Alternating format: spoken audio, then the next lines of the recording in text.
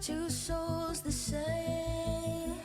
With you I'm everything. You never asked me to change a thing. They set our world on fire, but our hearts will burn for miles. I see your beauty shine, you radiate with light. Our hearts dance in time, you're one of a kind. Stars shining with us, your fire is contagious. I feel the moon on our skin. Love glows out, love streams in. Your eyes shining through me. Light the way so that we can see. And feel the warmth of my love. Shine on and feel we're lost. Even when I'm gone, like circles on from near and far. Above the flower bed, as we watch the stars, and we'll never be apart.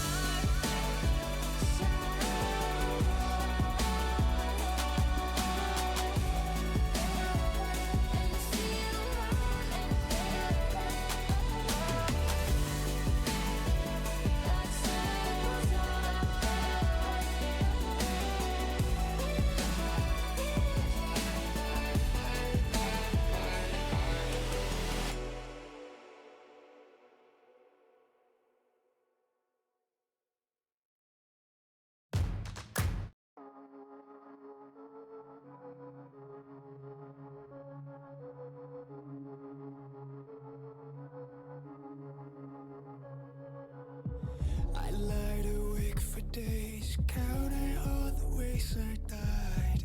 Everything I couldn't save, buried down, still half alive. It's got me crawling in my skin, but no one's coming out to hold me close. Pouring out the gasoline, yeah, I've been making friends with all these girls, and I got nothing left to lose. Fire to the fuse, yeah.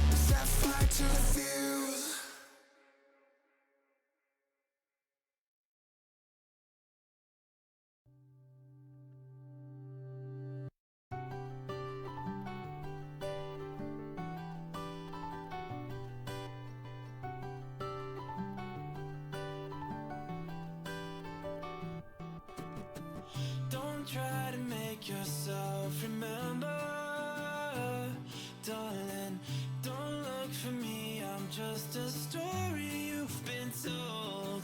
So let's pretend a little longer, 'cause when we're gone, everything goes on. You were staring at the window, and I said, I wanna take you to the sea. And when I'm better, we'll do everything. I gotta stop making promises I can't keep. But if I was gone tomorrow, won't the waves crash on? Is it selfish that I'm happy as we pass the setting sun? Someday I'll be overcast, but you won't have to cry, 'cause we'll do the grieving while I'm by your side. I said, don't try to make yourself remember, darling. Don't look for me, I'm just a story you've been told. So let's pretend a little longer, 'cause when we're gone, everything goes on.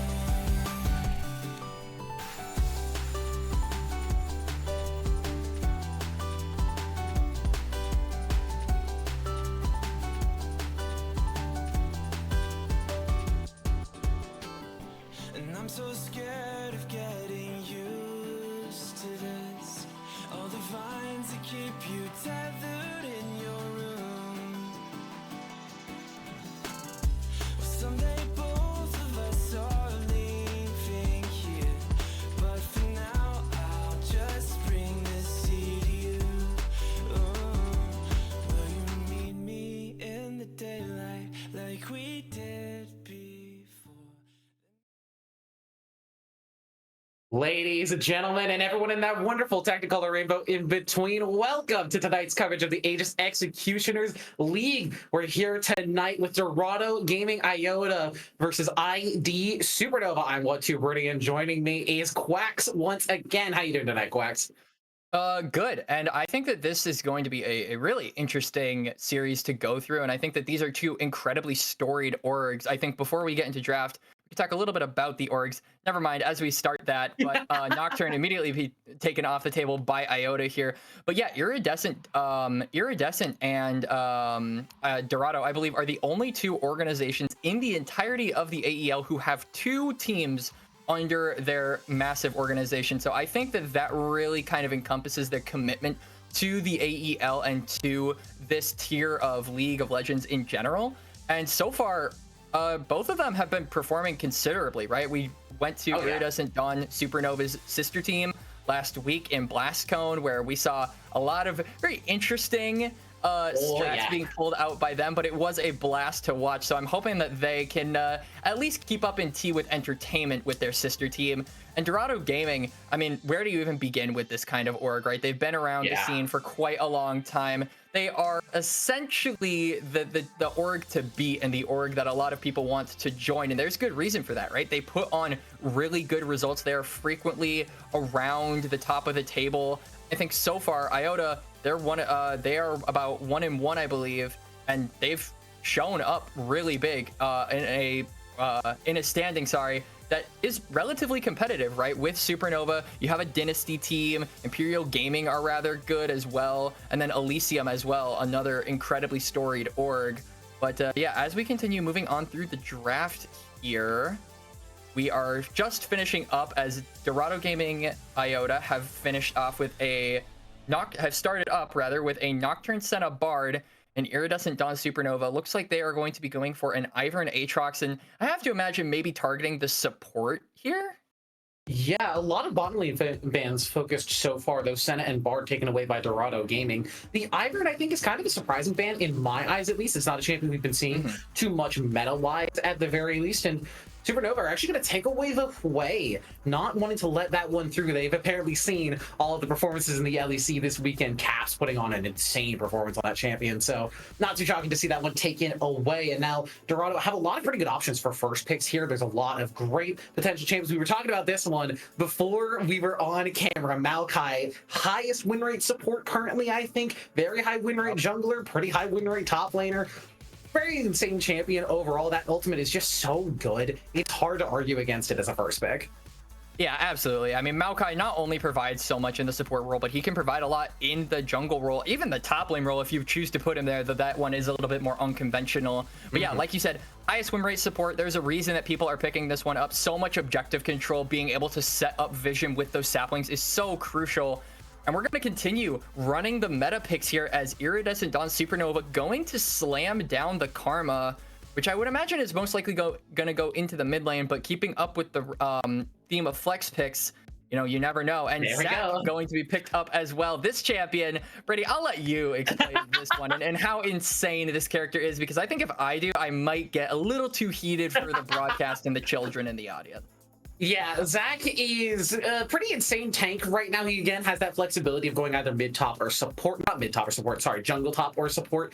Generally just like really high damage, really high sustain in laning phase, really hard to push out of a lane if you're playing some sort of poke lane into him. You can't duel him as a bruiser unless you have really good sustain. And if you're a tank v tank, he's got percentage health damage, so he's just going to knock you down there. His engage rage is insane. Again, that draft flexibility comes into effect as well. You don't exactly know where the Zach is going yet. It's just a really smart pick to have. So Iridescent Dawn, not too shocking that they're going to grab that one up, but Dorado Gaming want to focus a little bit more on the bottom lane. Don't want to let that pool get pinched anymore. They're going to grab the Rakan for themselves. So we know that Maokai is staying on the top side of the map at the very least.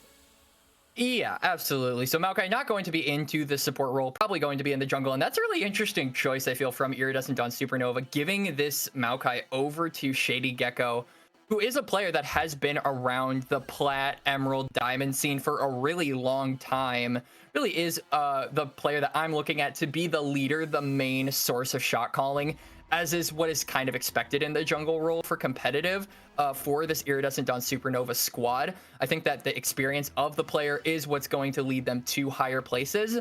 But I'm interested to see what kind of calls he makes, what lane he plays for as the Corki is locked in. So weak side is so far being the thing for Dorado Gaming Iota. They haven't really locked in a strong side pick. And I have to imagine that Iridescent Dawn Supernova with that Cassante pick as well for their last pick in phase 1 are probably just going to try and ban away these big, you know, really important AD carries. Maybe a Misfortune is slammed, a Caitlyn potentially could also be taken off the table. Zeri recently got buffed, I think is also a possibility, along with the Ezreal that they're hovering. There's a lot of really good AD carries. I think as much as pro play has varied much about the Varus meta in that bottom side of the map, I do think there's a lot of room for another AD carry to shine. Someone like a Kai'Sa, Xayah, these shorter range champions just haven't been able to play against the Varus a lot in professional play. Ezreal, really good matchup with the Karma. I'm a little surprised to see IDS actually be the one to ban that out.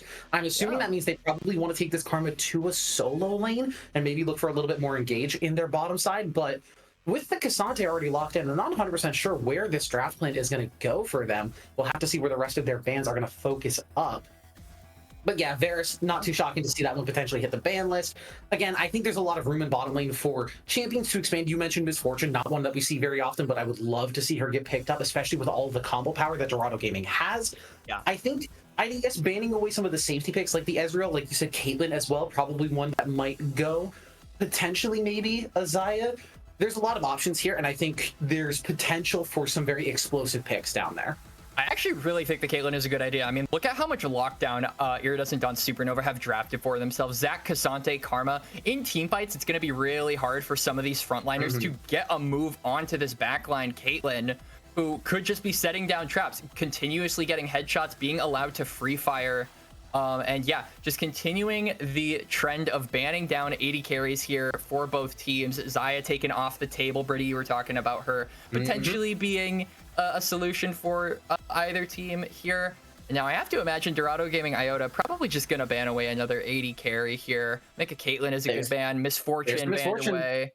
And yeah, we'll just have to wait and see what the bot lane picks are going to be for both these teams. I think they actually managed to go 4 for 4 in the 80 carries that we were talking about for bottom lane there. Yeah. Caitlyn's still up and available, could match well with the Karma if they do want that to go into support. But with the Varus one, I'm trying to think about other poke ADCs that they could match with. If they wanted a mage down there and they wanted something like a Tristana in the mid lane, they could pick up something like a Ziggs. But with the Karma and the Cassandra already locked in, I'm not sure you want a double AP bottom side. With the rune changes, maybe you could, but Kai'Sa is open and available, and this is a champion who works well with dive. They're going to lock that one in. Yeah, I mean, this comp that Iridescent and Supernova are drafting for themselves is all in, right? Really trying to get in and deal as much damage and disrupt the team as much as possible.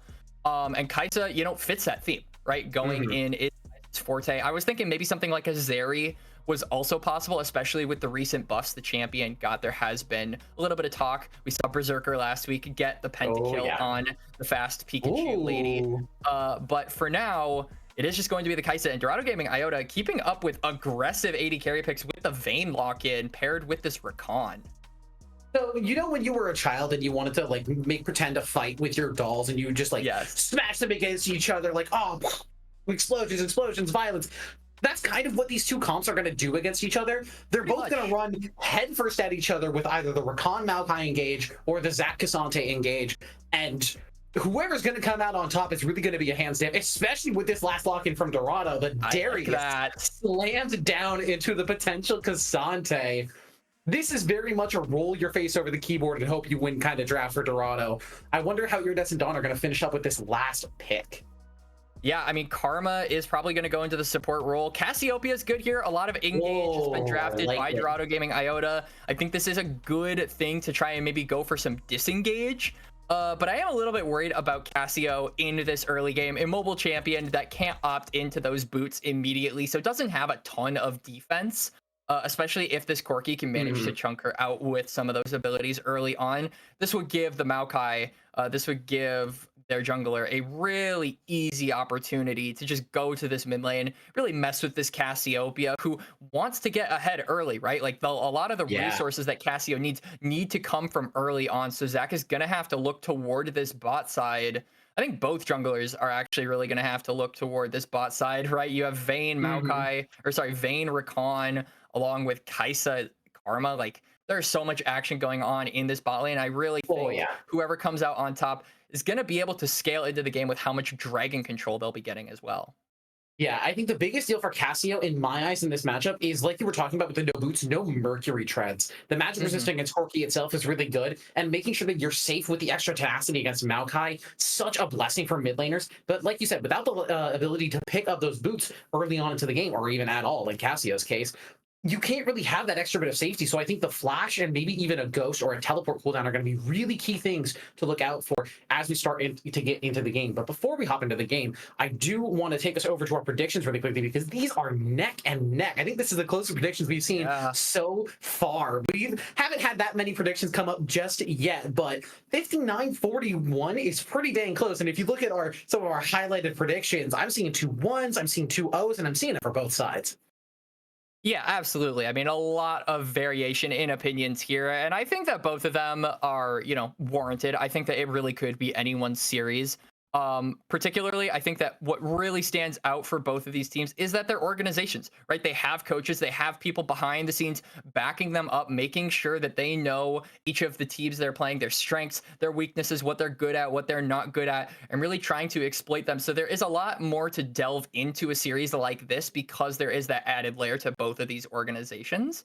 So I think that it could go neck and neck. At the end of the day, though, it's determined by the players, right? It's determined by how well they execute. And overall, again, I really just think it's neck and neck. Personally, I think Dorado will take it. I think that they are simply a more consistent org. I think Iridescent Dawn are a newer organization to the scene and therefore don't have the experience that Dorado does. But hey, I'm one man and I could be wrong. I usually am wrong, honestly. We're casters, Brady. Our job is to curse people. Oh yeah, absolutely. We are going to take a short break, but before we hop into that break, I want to give a quick shout out to one of our sponsors tonight, Coachify. Aegis Esports League of Legends is sponsored by Coachify.gg for our Winter 2024 split. Coachify.gg provides tools for esports coaches to manage their teams and players while also being able to find new students. You can click the panel located below the stream to check out their website for more information. And like I said, we're going to take a quick break while we wait for the game to load up and we get onto the rift for game 1 of Dorado Gaming Iota versus Iridescent Dawn Supernova. Don't go anywhere.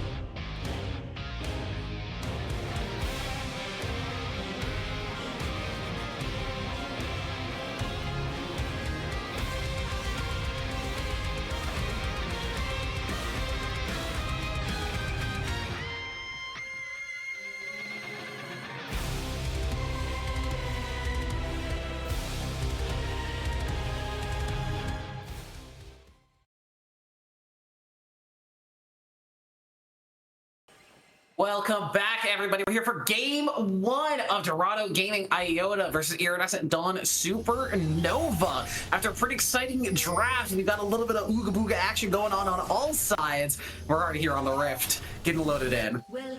Yeah, absolutely. And both teams, again, from organizations really starting to, or organizations that really want to prove themselves. In Dorado's case, it's more of a, just claiming the title once again, claiming that they are one of the best orgs to really sit in this kind of, elo and really make their mark, keep their mark rather.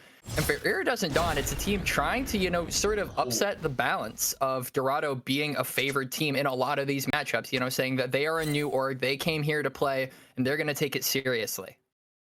Yeah, you can already see a bit of action happening on that top side. Andy Chef on the Cassante. Taking the E level 1 is a really safe choice. But when you see Darius level 1, you kind of have to be safe. Yeah, and I mean, with the Ghost and Flash as well, as soon as he gets level 3, it's really hard for you, even as a champion as tanky as Cassante, to walk up to Darius. This is really when he likes to shine, having this double, Flash Ghost combo to be more aggressive, be really mean toward this Cassante. So it's going to be up to Andy Chef to really hold in, the urge to go for some of those riskier minions, to go for some of that more risky farm, and just play it safe. Make sure this Darius can't be a snowball champion, because if this Darius is allowed to snowball, if he is allowed to leave the laning phase with, potentially an item in tow, an item or two in tow, it could really spell disaster for this incredibly important backline that Iridescent Dawn have drafted for themselves. Yeah, we were talking about in draft as we were between the games. If the Cassante does start to get behind, if Darius can start to snowball a lead in this lane, it could really make the backline of ID have a really rough time. But if the Cassante is able to just safely scale and Darius doesn't have a massive lead, Zac is going to be, Zac. So how is Vayne really going to be able to play the game versus this Zac, versus the Cassante, versus the Cassia with the ground? It's going to be a very difficult game to play for Corey JJ. Yeah, absolutely. And I mean, Corey JJ, the whole idea of this Vayne is to be able to snowball into the game. But again, I feel like it is going to be difficult for Dorado, or rather Iridescent Dawn, to make a decision on whether or not to go for this Darius, really protect your backline, or try to go for the backline of Dorado. There is a choice to be made there in which you think is more important. And again, it really just ties back to this Darius not being allowed to be fed, because if he can sort of be starved in this early game, then the choice is obvious. You go straight for the Vayne on a champion like Cassante and Zac. You don't need to peel for your backline. Well, so far we've got a pretty quiet early game where I think most of the action really is going to come either from the top lane if Masu finds somehow a hook to burn the ghost off of Andy Chef. Either that, or it's going to be these junglers making something happen. We've seen them both clearing towards opposite sides of the map right now. We've pretty much full clearing for both sides. I'm a little surprised that we didn't see any sort of 3-camp gank action, especially for K-Peps on this Maokai. Try and burn a flash out of this Cassiopeia early on into the game. Yeah, I mean, we talked about it a little bit in the draft as well, about how Cassiopeia might want to go for something like an exhaust, but is going to take the safer option, which I think is better, going against a champion like Maokai, who wants to get on the map early, wants to make an impact as early as possible, really look for those 3-camp ganks, being able to go back to lane, not having that innate defense on a champion like Cassiopeia is really important, as Masuf gonna take a decent chunk out of Andy Chef's health. And right there, taking a lot of HP off of Andy Chef, and I think that's kind of just going to be how this laning phase is going to go. You can already see Andy Chef 10 CS down. I don't think it's going to get much better for him unless there's a really big misplay from Masuf and he gets caught under tower post level 6 and Andy Chef has that all out. But this is kind of how the Darius lane goes. He bullies you from levels 1 through 6 and then levels 6 through 11, and then if he gets ahead, levels 11 to 18 usually. Yep, usually Darius can just be that one school bully who always wants your lunch money. Even when it's like from like 3rd grade, it's the stereotypical kid who might be bigger than everyone else, but he just keeps that attitude all throughout like senior year to the point where he just hasn't changed at all. I feel like that's kind of Darius. It doesn't matter what the time is. It doesn't matter how old he gets. He's still the biggest lane bully here in top lane. And I think Masuf really trying to prove it here with how much he's been pushing in Andy Chef in this laning phase. Yeah, and again, this early game has been pretty slow. We are really just waiting on the jungles to try and interfere with the lane, because most of these champions are going to be at happy to just farm up. We already see here K-Peps trying to get down to the bottom lane. Mystic maybe in trouble, burns the Ghost. XV flashes in. There's the flash forward from K-Peps. They want the aggressive damage. They're going to burn the flash out of the Kaisa. The Ignite taking away, but it's not going to do any more damage than that. But it's 3 summoners traded for 2. I don't think ID is unhappy with that trade. It's massive. Yeah. Some damage down on Danny Shed. Oh, that Noxia might hurt real bad. Yeah, but K-Peps, crucially, this Maokai has not gotten to reset yet. Meanwhile, Shady Gecko has managed to reset and clear his entire top side and is now on the grubs. So the tempo advantage being generated here already by Iridescent Dawn. Supernova is crazy as K-Peps may be in trouble. The Mantra Q from Spartans is good. The damage is better. Mystic finds first blood on the Kaisa. Yeah, the tree was sticking around for a little too long and just gets punished for it. Grubs being secured by Shady Gecko. Mystic managing to get the kill. But this is a pushed up bot lane, so it is going to be a little bit, I think, before this Kaisa can actually spend the gold. We'll have to wait and see what Corey JJ and his Vi decide to do sort of after this lane pushes in. Yeah, that's a big deal, though. Kaisa getting that first blood, like you said, picking up the actual last hit kill on that. Huge shield and a great punish from the ID Supernova bottom lane. They saw that sweeper activate. They knew that Corey JJ and XV were just a little bit slow to the rotate, so they went in. They got the kill. They knew Maokai had no flash, and with no Hex Flash on the Maokai either, which I'm actually a little surprised by. There's just not a lot that K-Peps could do in that situation. Yeah, no flash onto the Maokai, no Hex Flash. I feel like this significantly reduces Maokai's ability to really go into a lot of these lanes, particularly in his solo lanes. We talked about it a lot, but you want to make sure that this Darius is juiced up in the laning phase because of how hard he falls off. Now, it feels like K-Peps can't do that. Not only does the Cassante have the all-out acquired, but he isn't able to reach this Cassante from long range without that flash. So I feel like with the lack of setup in these solo lanes, it's going to be really hard for the Maokai to influence this top side. Yeah, the setup really does come from the jungler, from the support. Yeah. For Dorado game. We talked about it in the draft. Those are really the go buttons for this draft. Evercon, quickness, grand entrance, engage, Maokai hitting an ulti across the team, trying to just find that all-in spot. But without that, it's going to be difficult for Dorado Gaming to actually find their way into a fight. Whereas for Iridescent Dawn, they've got the Karma Mantra Shield for that speed up. They have a flash engage from BKP if he's feeling especially audacious. And then you have, of course, Cassante and Zac in the front line able to just walk at the opponents and do their things as their champions do. Yup, and you can see Iridescent Dawn really making use with the prio in the mid lane, going for this dragon. They're getting engaged on. Dragon's down to 1k, KP's in the pit. Who's got this fight? Who's got it? With the sail, finds it over the top. Mystic now stunned into the wall with a great condemn. Top Daddy will find that one, but instead it's traded for X and B. Corey JJ trying to kite back. The ultimate did burn off. Now it's a 3-on-3. BKP kiting it out, trying to get these Twin Fang procs down, but nice dodge out on the poison means that no extra damage will come through. The rockets fly, but no real damage. It's a 1-for-1, but it's a great steal for K-Peps. Yeah, good there on K-Peps to steal that dragon. Hextech, not the most influential dragon in the early game, is much more prevalent and threatening as a soul. But a dragon's a dragon, and they also managed to get a kill with it. And this was kind of a squad that was kind of starving in this early game, especially after the bot lane disaster that we saw earlier. So good redemption from the squad to pick themselves back up after that. And yeah, game basically even in gold off that play. Yeah, like you said, even in gold, about a couple hundred ahead as BKP's gonna land some poison. Tough Daddy trying to trade back, but that's a conquer stack Caxio. I don't know if you want to do that one. BKP gonna force Tough Daddy away. Nice bit of trading there from Massive. I wonder if an Oxy Heat team might have actually gotten close to the kill there. I did want to point out while we have a second of lull here, I'm afraid PBS, our support, or not support, our producer, might start to feel pretty bad, but I want you to look into the inventory of Corky and see that Phage in there, because I don't think he's going to be building a Black Cleaver. Yeah, I mean, Corky, I feel like a lot of people have been talking about Malignance being really good on this champion. Being able to proc it with the super rocket as well, the red one, can do a lot of damage, especially to this backline that's so hard to get to, right? You have things like a Zac and a Cassante body blocking for this backline. Being able to get down some poke onto this squad is essential, especially with how all in your comp has been. Getting poke to sort of wear down that opposition can be useful. But yeah, might be a Black Cleaver, and I definitely agree with you, Brady. I'm not sure I agree with this being the best first item here. Yeah, I think that's going to be Triforce, and I don't think we're going to be super happy about it. I would really still like to see the Malignance Eclipse being built on Corki. I think it's still really good getting those instant Eclipse procs with the Malignance plus Rocket. It's a lot of burst damage, and the percentage HP damage does really help against these tanks. Yeah. Like we said, Andy Chef and Shady Gecko are going to be super, super healthy, and I'm assuming that Leandris is probably also going to have to come out from Tough Daddy. Is hang on. Shady Gecko actually wants a gank in this mid lane. Nothing to pull him back on, but is going to get that Let's Bounce off and force the flash out of Tough Daddy. I mean, yeah, they get the flash, but overall, Corki felt like that was a gank that, you know, you kind of know isn't going to work. They managed to chunk him out, but he's still plenty healthy, especially with him having the fleet footwork, you know, to heal up after some time.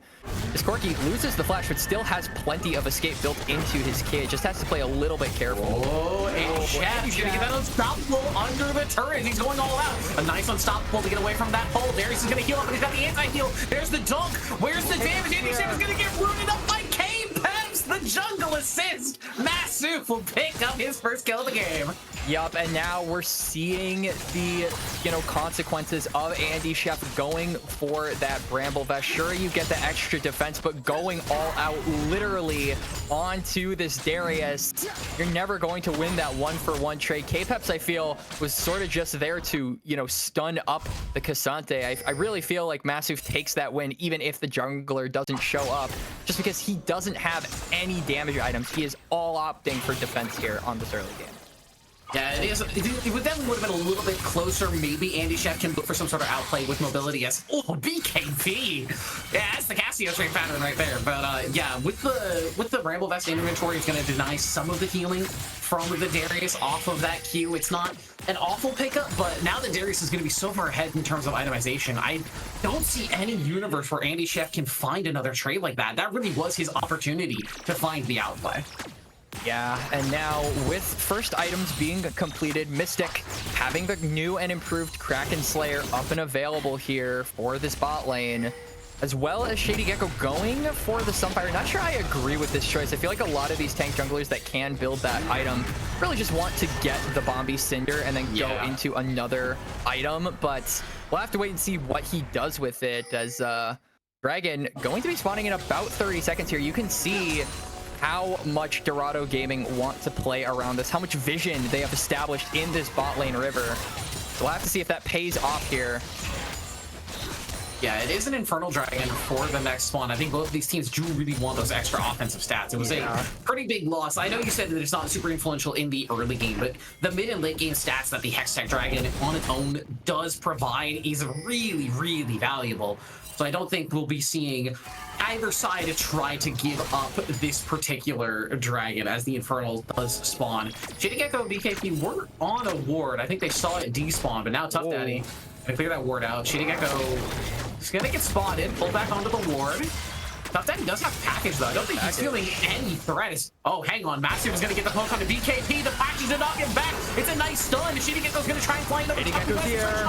There's the shield from the Seraph. He's just done massive amounts of healing off of that Q. Shady Gecko is gonna get dunked down as well off into the passive. A nice engage from XV to guarantee that the jungler goes down. They'll donate the kill over to Tough Daddy. Nicely played by Dorado. Yeah, Dorado managed to be the ones getting the jump onto Supernova, and they take the dragon for their efforts. The Chemtech blooms, as the map says. Oh, maybe a little bit of trouble. Mystic once in with that killer instinct. One final auto. He'll find it. Big shutdown goal goes over to the Kaisa. Yup, shutdown going on to the Kaisa. This really is shaping up to be the big win con here for Iridescent Dawn Supernova. They have a very fed Kaisa. They have the Kraken Slayer acquired.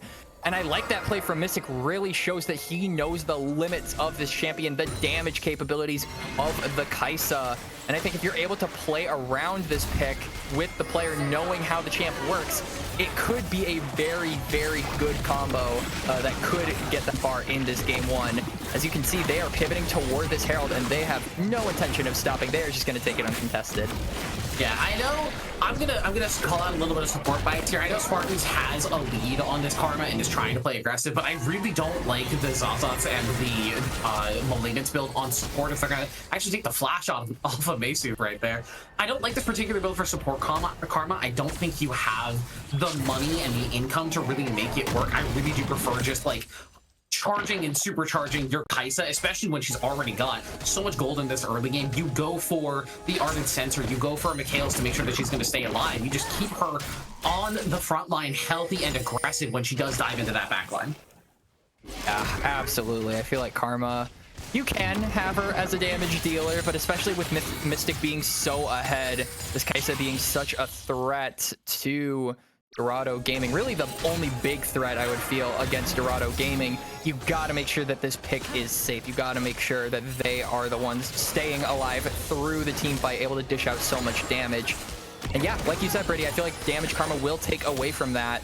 But we'll have to wait and see how it plays out in team fights, as we haven't quite gotten a big team fight yet. Both top laners have roamed on down, but the teams not yet available to, you know, 5-stack. Really look for those big engages that we have hyped up so much in game 1. Masu getting another heavy trade onto Andy Chef. I feel like that's just the story every time we pan up to this top lane. Andy Chef sitting on components. Masu has already completed his Triforce. He's feeling very strong on the Darius currently with a 30 CS lead. And I said it 5 minutes ago, I'll say it again. I don't think it's going to get much better for the Cassante as this game goes on.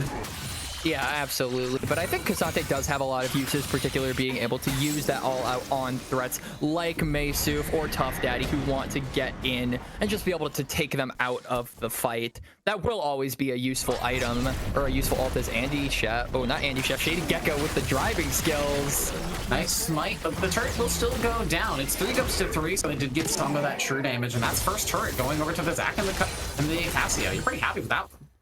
Yep, absolutely. As now Mystic and Spartans pushing down the spin line. I do want to highlight that Tough Daddy has acquired the stacks for the coal, so we'll get that extra little boost of gold. And I think that is really good for a champion like Corki, who wants to get as many items as soon as possible. Being able to use it on your second item could come in handy, especially toward those latter half game dragon fights that we are starting to creep slowly closer toward.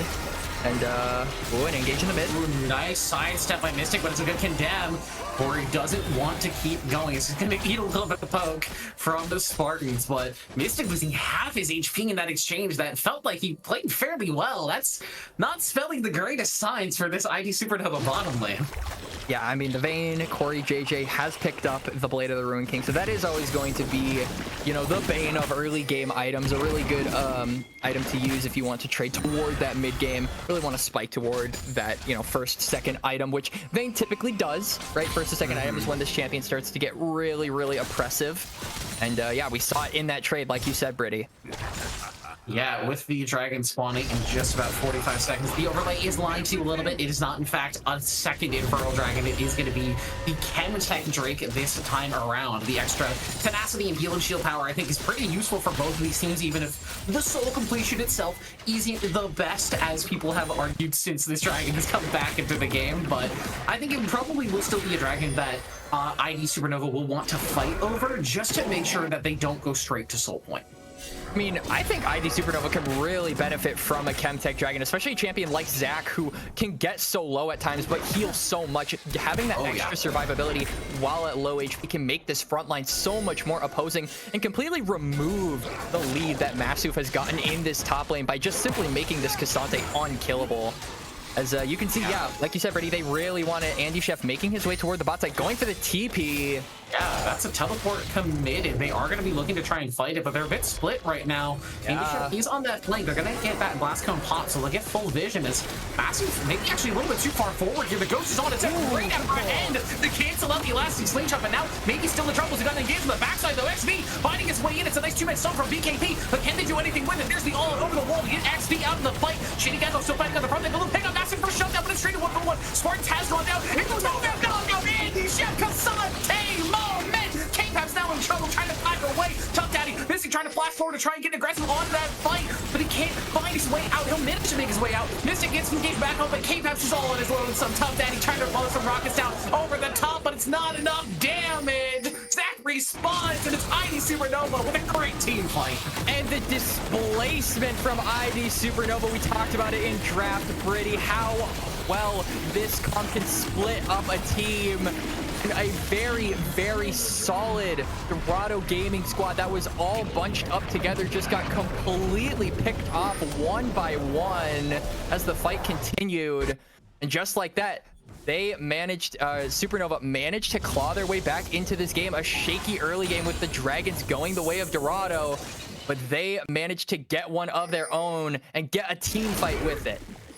Yeah, that team fight win is going to mean that Shady Gecko now has that Spirit Visage in inventory. You were talking about how good Heal and Shield Power is going to be on this Zac. Well, what if that Heal and Shield Power was just even more effective as he continues to heal himself up and get Karma Shields?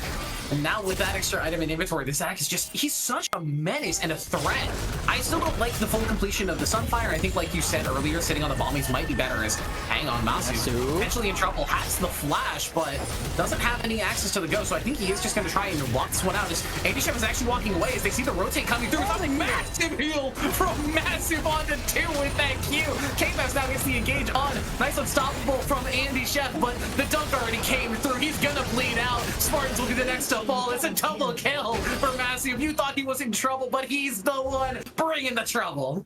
Yeah, the Darius with the massive heal there and the follow-up from his squad, and they managed to turn that fight on its head, and they're going straight for the Baron. They are not skipping a beat. Dorado Gaming said that Dragon fight was a fluke, and they want revenge. They want the Baron, Brittany. Yeah, they've got really good Baron damage with this Vayne. You can see he's already down to 5k. Shady Gecko is over the wall, but they don't have vision in the pit just yet. BKP will now spot the health bar that is on. You have to be worried about Zac getting into this pit. It's sitting around just around 3k. That lesson slingshot charging up. He's in the pit. It's down to 2k. Somebody has to start hitting it. They've got to knock it down. It's down to 2k. Matthew trying to bring down the Shady Gecko. They're trying to get it down. Vayne the smite down the jungler. He's dead now. Baron down to 16k. K-Maps does have the smite, but he's walking out of the pit. They're not in there just yet. BKP with a massive stone gaze. Looking for some damage. Mystic on the backline, trying to do some damage now. Tough Daddy will pick up BKP. Mystic still trying to chase down K-Peps. There's the Maokai ultimate though. Now it's Mystic versus Tough Daddy. Kaisa on the Corky 1v1. Mystic takes those. A great dodge on that Corky rocket, and he'll take one more for his troubles. And Mystic with the hero play along with BKP. Such a good fight by those two. They managed to make a bad situation good, as now they're going on to the Baron. And with about 5 seconds left on the remaining members of Dorado Gaming, they are going to be too late. This is a Baron against all odds, going the way of Iridescent Don Supernova, with an absolutely massive team fight going their way in the favor, in the process. Alright, so what the hell is happening in this game? I feel like Dorado is getting to the play sooner. They're making the macro decisions faster than ID Supernova is. Like with that top lane play, supporting their top layer, getting him out of trouble, turning around for a double kill, and immediately turning onto the Baron, I think was a great call. But it just feels like ID Supernova are just that much quicker with the trigger pull, just that much quicker with the re-engage, and with finding these miracle team fights. And they also just have way more consistent damage across the board, right? You have Kaisa, you have Cassiopeia. These are champions that can lay down the damage second after second. They don't have to wait for cooldowns. They can keep on hitting you. And I felt like Dorado Gaming were not really paying respects to that. They didn't manage to get onto that back line. We're just ripping them apart as the seconds went by. But now a face check here in the bush. Yeah, it's a face check on Zac, though. I think he's absolutely fine to just tank up any damage that comes through. Vayne still sitting on that one item, trying to complete that terminus fairly soon, but without the second and third item completions, Vayne is going to be sitting fairly far behind Mystic in terms of damage. When Kaisa first came out, I remember the big talk was, oh, this is just Vayne, but better, kind of like with Seraphine and Sona. And we're kind of seeing it in this game. That's a 3-item Kaisa versus a 1.5-item Vayne, as we got to pause. Yep, and right then and there, as you were talking about the Kaisa, manages to complete the third item for the game. Rageblade acquired here for Mystic, and this is going to be a Kaisa along with Terminus. This champion, you cannot build against a character like Kaisa at this point. There is such a mix of magic and physical damage coming out here now in these fights from this champion that it's going to be really difficult for, I think, Dorado Gaming Iota to survive the barrage of damage that this champion can lay down. Really difficult to itemize against it. Really difficult to even get to this champion in the first place. As we saw from that Baron fight, the meat shields of this front line on this top side for Iridescent Dawn Supernova are just too much at this point. One dragon goes their way, and suddenly you can't get past the front line. They are the doormen, and it's just Mystic and KPB that are the guests who They rented out the presidential suite here in this hotel. Yeah, they hired the good bodyguards. They've got people in front of them who are not going to die. John Wick bodyguards, Jason Bourne, all of the best hand-to-hand combatants you can possibly think of. That's basically what Shady Gecko and Andy Chef are acting for Mystic and Shadow and KPBS. Or Mystic and KPBS. And this is kind of what we were saying in the draft. If the Kai'Sa has that protection from the front line, which is ever so slightly better than what Dorado Gaming has, Zach is going to be a menace on this tank front line. Cassante, even if he gets behind, can still have that Cassante moment where he gets that two-man knockup and suddenly the fight is just over. And Mystic, I think especially with the Terminus and Ginsu's in inventory, like you said, how do you build against this champion? Physical damage, magic damage, percentage HP damage, a little bit of true damage in there, because why not as well? And especially now with the Karma behind him as well for the extra bit of damage, the Malignance for the magic resist shred. As much as I was ragging on the item, it does have its viability in this game. There's a lot of magic damage coming through from this ID Supernova side. And now with the gold just about 2,000 in their favor, the Dragon spawning in about a minute, what do you think their next steps are going to be to try and secure this game into a lead and not give Dorado a way back in, as it looks like we're going to get back onto the Rift? Yep, we get back onto the Rift. KPB back into this game. But yeah, I think when you have this Dragon, when they had the Baron buff as well, I think I was really surprised that they didn't go to this top side, right? You want to make sure that this Cassante is allowed to be a threat onto the sideline, really pull this Darius, who lacks that TP, and get him to, you know, contest you. And when a fight eventually does break out, Cassante is able to teleport to the fight. Darius is not, and you're suddenly in a 4v5 situation that you are already ahead in, and you simply win. So I really want to see them take advantage of that lack of TP from the Darius and try to force him into a side lane. And I think the really biggest way to do that is to go top lane. Shady Gecko might be caught. The condemned, not going to find the stun.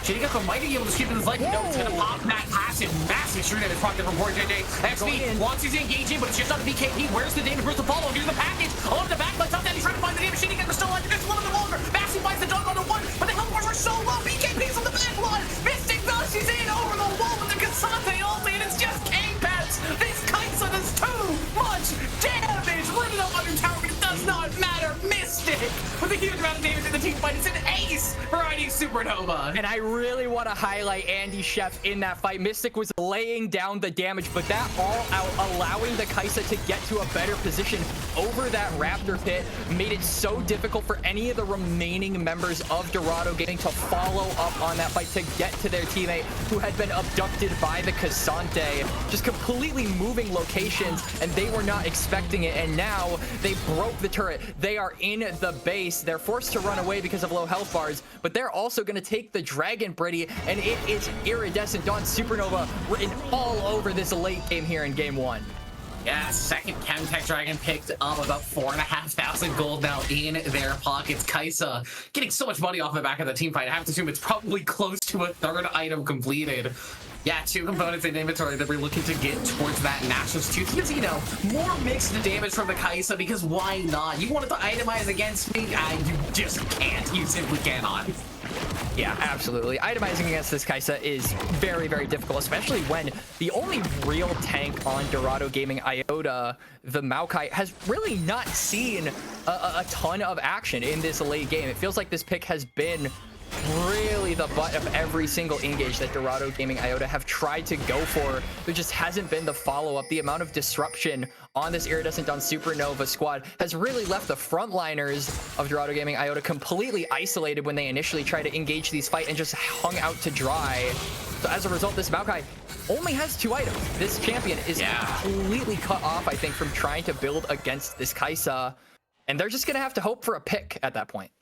I know he's got the Negatron cloak in his inventory, but I feel like the only way he can really itemize against Kai'Sa at this point is, hang on, we're gonna have to put that on pause. Andy Chef maybe caught out. There's the quickness from XP. All on, so he's gonna all out under tower. There's the dunk. The tower shot final comes through. Massive is gonna pick up that one now. Shady Gecko on the front line. Here's that engage we were talking about, but he's very squishy so far on this Zac. But the heals and shields are too much. That spirit message putting in work for him. He'll manage to stay alive from trade 1 death for a tower. And I think if you're Dorado Gaming, you're actually fairly okay with that trade. It's not the worst one that you could find. Yeah, Dorado Gaming, they are pretty healthy as well. They don't really have to recall. They can go toward this mid lane, try to force down this turret with, you know, the Zac being still pretty low. Will heal up. As you can see, the health bar just already back to full. But there is a chance for them to try and, you know, put some pressure on this mid lane. I like what Corey JJ and 17 are doing here. But yeah, just not going to amount to anything. They get a pick, but that's really it. They're not able to utilize that advantage in any way. Yeah, oh, hang on. Mystic hits that skill shot. He wants that all out. Oh my god, the damage from Kaisa. Killer instinct is right. That Kaisa wants the damage. Yup, and now TP coming in from Andy Chef to keep the minion wave alive. They're just going to burn down this turret. They don't have to go to Dragon. They don't have to concern themselves with mid or bot at this point. The Baron is coming up. If they can get priority in this top side, maybe get a couple of more picks, then it's just going to go their way again, and they can enact, you know, maybe a 1-3-1 off of that Baron. We'll have to wait and see, but for now, they're just barreling at the base of Dorado Gaming Iota. They know they're 4 versus 5. Tough Daddy's still 15 seconds on spawn. They're going to take this inhibitor at the very least. I don't think they get much more, but while we've got a second to talk, I do want to talk about Tough Daddy's build in this game. I feel like I'm watching Corky from like 4 or 5 seasons ago, because that is Triforce into Manamune into Infinity Edge with no crit. What is he cooking? What's happening here? Yeah, I feel like Infinity Edge is just a really troll item here, especially with a champion like Porky who does a decent amount of damage toward tanks with that package burn. You really would think you want to index more into that magic damage, but here he is going for crit against a comp he will never be able to step up against. This is a comp that you really have to utilize your poke, your missiles with Corky on. He's utilizing his auto attacks. The moment he auto attacks, he's just completely wiped from the fight. Yeah, I think if he ever gets the chance to auto-attack Mystic or BKP even once, I don't think there's a chance that he's going to live to get a second one with the amount of damage the chamber is pumping out. Mystic has finished that 4th item now, that Nash's Tooth sitting completed in inventory. And we haven't talked about BKP outside of the fights themselves that much, but Cassio has scaled very comfortably in this game. 10-stack Roa, the Rylai's, the Seraphs, the Leanders as well. The front line is just going to be paper in front of these champions. This Massive, maybe actually in trouble. No, he'll be able to walk away just fine. Doesn't even have to use his ghost. I thought for a second there that he might have just been caught out. No, you can't catch out Massive. He has the Sterak's Gauge available. This is a very tanky Darius, along with, you know, the magic damage shield from the Kinetic Rooker that he is getting. Darius is tanky, but doesn't deal a lot of damage and will not be able to get into that backline. I feel like that's a novelty at this point. You have to find some way to burn through this front line if you're Dorado Gaming Iota, or just hope that maybe Mystic or BKB overstep, but they're completely grouped up. They're ready for this fight. The dragon is spawning in about 15 seconds here, and I really don't see any way Dorado Gaming Iota can contest it, Brittany. Package picked up. Tough Daddy has that one available, so they're going to try and use that on this contest. But yeah, I think like you said, they really have to rely on Corey JJ's tank shredding abilities on this Vayne. He's got the Vork and Terminus in inventory. It's not a 4-item Kaisa, but it's still a Vayne. This is the classic tank shredder. Percentage HP true damage is still pretty good in League of Legends. So if the Vayne can have that space to auto, can have that zone in the fights to play, there's a chance, but I just don't see how they buy for that space. It's going to have to be a miracle performance from 17 and K-Pass. Absolutely. Andy Chef actually using a lot of his HP. Tough Daddy gets a bunch of autos down. The damage is taken up. Multi BKP maybe in trouble. He's got shields and heals behind him. He's doing totally fine. Shitty guys go in the meantime. On the back, like trying to get some damage on the Core JJ. Mystic versus the Blast over the wall. Has that Ghost Pops as well. Core JJ has found one. BKP might be able to trade one, but when he actually gets the flash down, he's made it to the ride. Massive finds the dunk onto Mystic on the back half of the fight. They'll pick up Shitty Gecko as well. This is the turn that Dorado Gaming were waiting for. BKP's on 1 HP. K-Maps will find him, slam him down with the Bramble Smash, pick up that shutdown gold. And it's a big misplay from Iridescent, Supernova, and it's a great punish from Dorado. Yeah, ID Supernova, it felt like they were split in that fight. They didn't know who to go for, and this is the classic true and pie tail that I warned about earlier on into the game, whether or not to engage or peel for your backline, and it felt like ID Supernova, they were split on that decision, and it was Dorado Gaming Iota who managed to capitalize off of that. The Darius managing to get full stacks on the passive and just rip through the back line. And now they're not going to get 1, but 2 objective. And against all odds, it's going to be Soul Point and Baron going over to Dorado, who are fighting back here in this late game. Yeah, gold lead evened up in this late game. The turns might be 2-6. The kill score might be even, but the Baron going in favor of Dorado and that extra dragon putting them to the sole point. It's a massive comeback for them, and if they can manage to win this game despite all the mid-game, we'll call them shenanigans to be polite, I think it would be a huge story for them. Corey JJ managing to get so many autos off in that fight, and Tough Daddy, the package going over the back half of that fight was such a huge displacement for the team. And I think the big story of that fight was Mystic using that killer instinct, diving into the back line of the fight really early on, but not being able to find that much value outside of it, having to flash over the wall even just to stay safe. Yeah, I mean, Tough Daddy on this Corki, we've criticized his build, but this is a player who came from the AGL. And a lot of people, I think, had questions on, you know, AGL players moving on up to the AEL in terms of skill, because you are mixing with that APL, right? You are mixing with players who were up a division. And I think Tough Daddy, he's proven himself into this game despite the wonky build. He has shown up, especially in that last fight. That Corki package really was instrumental to splitting up the members of ID Supernova, and now they could potentially win off that. They have Baron, they have Soul, they have so much pressure under their belt. It really is just a matter of how they use it and how they accelerate it here in this game. Yeah, what value can they get out of this Baron buff? Because getting it on its own is great. You deny it from ID Supernova, you get 5 minutes of pretty much dominating the map. You get to control the pace of the game, but it's going to be a matter of what sort of gold can they claw back with it. How many of these towers can they pick up? Can they find another fight with the buff itself, or is it just going to be evening the gold back out and managing to get them in a better spot for the next fight? Absolutely. As you can see that Dorado Gaming, they really want to push down this mid lane. They are 4 members strong. I love what they are doing here in this game. Andy Chef is completely occupied, making sure that this Darius doesn't break down the tier 2 top lane tower. As a result, they are able to do a really nice 4-1 split. I feel like this is something that ID Supernova, they could have done all game when they were ahead, when they were the uncontested favorites here in game 1. But now that time has passed, and I think Dorado Gaming are showing a lot more colors with their lead here in the short span that they've had it, frankly. Yeah, just about 1,000 gold in their favor now as they pick up a couple of towers and start to move a little bit more towards that late game power fantasy vein, having that Woods End completed. Tough Daddy, I'm assuming on his way to a rapid fire cannon.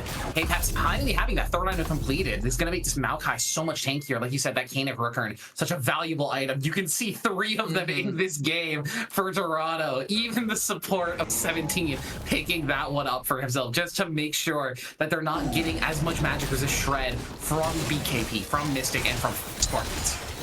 Yeah, I mean, making sure that, you know, the magic damage threats. I mean, Kaisa is mixed damage, but you also have a Cassiopeia, right? And I think that that does sway the favor in what is more of a priority to build for Dorado Gaming Iota. They're saying, okay, this Kaisa has magic damage, and this Cassiopeia is all magic damage. We should probably build magic resist. And conveniently, one of the best tank items in the game is that Kanak Rookern. So it really is a no-brainer here, I think. And it's paying dividends. I think in this next fight, it's going to be very, very difficult for them to deal with K-Peps as long as he isn't caught out of position. This Maokai will be really tough to kill now with 3 items, something that we said earlier, Brady, was really hard for this champion to get to with how low econ he has been throughout the game.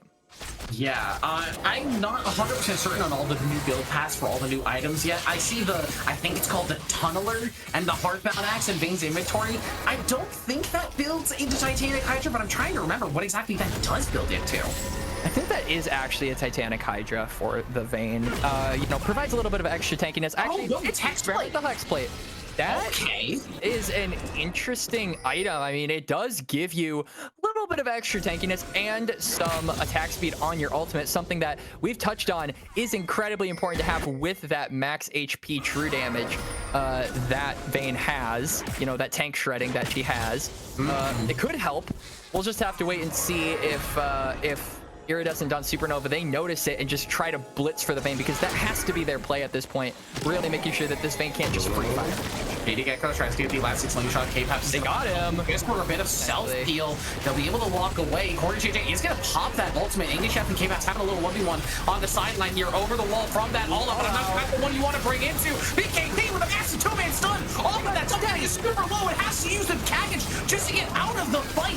Now the damage can start to come through in a true fashion. BKB picking up that one kill. Massive trying to get a bunch of damage down. He finds one though, cancel line a second, doesn't get the true damage down onto Mystic. It's just that one layer of dunk. 17 gets knocked out of his battle dance, has to be forced to dash away again and again. And it's Ivy Supernova finding a clutch pick that will keep Soul away from Dorado Gaming. Yeah, they managed to find Tough Daddy off of the back of a great ultimate there from Andy Chef, and now they're barreling straight toward the dragon. It is just gone. So much damage is coming up from both of these teams. These neutral objectives will not survive more than a couple of seconds at this point. They might be looking for K-Peps though. Apex maybe in trouble again. A nice sidestep. Has to lose his flash though to get away from BKP. One tick of that Rylai's and you are probably gone. And with no Maokai flash, suddenly Ivy Supernova feeling a lot more confident to step up towards this Baron. Yup, and it has been Spartans respawning first. Now Tough Daddies is in the area. But again, these neutrals, they burned out so fast. 6K, 5K, 4K, they've got it.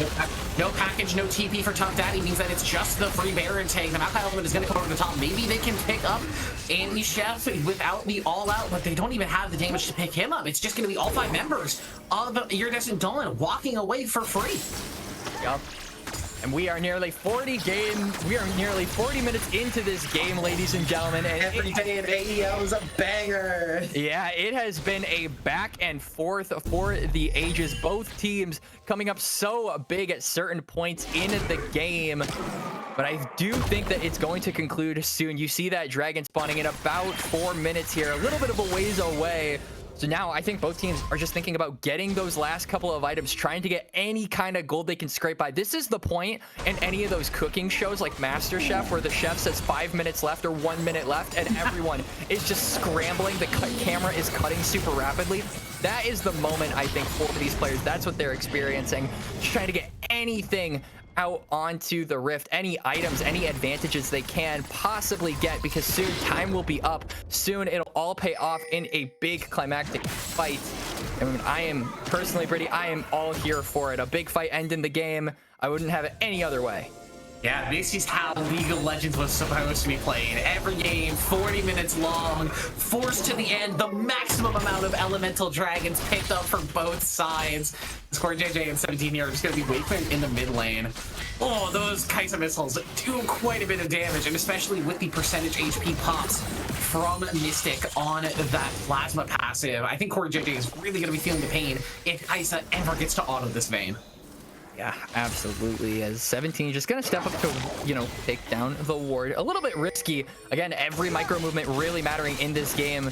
But this is a bit of a split squad, so the inhibitor's always down. They find the engage. 17 is in. A huge pull for Massive. The knockup. They might have finally found Spartans. They pick up that kill. Now it's just one though. Shinigeko still on the front line, still barely tanky on the sack. Has that pass. Oh, he has the passive. Mystic stacked up with that lethal tempo. Massive with the max amount of damage on the back line. But Mystic survives. He survives the all-in. He's still alive for just a little bit longer. The shield are good, but no.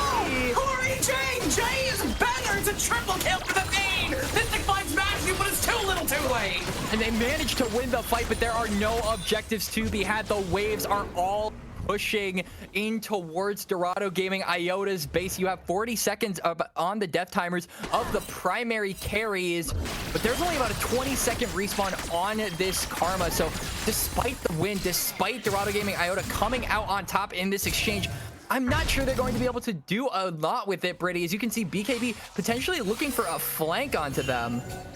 Has the blue trinket. He sees them on vision, but they see each other. I think they're both just going to pass like ships in the night. They don't want to mess with the Cassio. Cassio doesn't want to take a 1 versus 2 even at this point. They're both just going to walk away. Yup, don't want to risk it, because at this point the death timer's incredibly long post 40 minutes, so one death could really spell disaster and a huge advantage for the opposing team. And both teams just still on the razor's edge here for this game number 1. They are trying to get any kind of gold they can. Corki, Tough Daddy, almost full build on this Corki. Full build on the most insane build I've ever seen here in Season 14 for this champion. but full build nonetheless. Wait, Corey JJ also full build. He's picked up the Voltaic Cyclosword, last item for himself. We're just cooking this game. 17 has the Morello. Quacks, I don't know what's going on in League of Legends anymore, man. I'm just a support player. What is happening here? It's devolved into competitive League of Legends. I mean, it's been competitive League of Legends, and now it's devolved into ultimate bravery building. Here, 42 minutes into the game. Is now Britty, the dragon, spawning up in about 30 seconds here. BKB, crucially not on the bottom side of the map, taking the red buff for his team, so they will have that for this fight. But yeah, it really is about which team groups up first. You can see 17 just trying to go down here, trying to clear any vision he can. Both teams have a lot of vision in this area. So it is going to be interesting to see who dominates the river. And it looks like Dorado Gaming Iota with the numbers advantage. BKB backing, just going to take control of it. He has TP. I'm surprised that they didn't teleport. They're trying to engage for Andy. Wait a minute. Getting caught out here. He's got the Unstoppable and the Ghost. He's going to be able to get himself out, but that's a pretty big cooldown lost for this fight. No ultis burned by the members of Dorado, so they still have all those big cooldowns. No, hang on to that package. It's the last dragon of the game. K-Pax is going to try and keep him out of the mid. But Speedy Gecko's in. It's a spine fight. Who's going to find it? It's K-Pax again. He'll sink this fight. That's Soul going over to Dorado Gaming. Now the fight can begin in earnest. Nashing on the front line, trying to get any damage on Andy Shep on 1 HP. Who's going to find the last kill? The dump goes onto the wrong person. Mystic survives it just barely. Corey JJ is going to find one though. The main untouched on the back line. BKB trying to get some value and trying to find some damage. Spartans and Shady Gecko on the bottom side of the fight, but it's the carries of Ivy's Supernova walking away. Spartans and Shady Gecko just trying to stop for time as Mystic is walking towards the base, but he doesn't have the health. He's just going to walk away. The turn's going to start taking damage, but it's not fast enough, and it's a big fight win for Dorado once again. Dorado, they managed to get the soul. They managed to get some members as well. And there's a Baron spawning in about 30 seconds here. Andy Chef and Spartans will both be down for it. This could be their chance to try and look for it.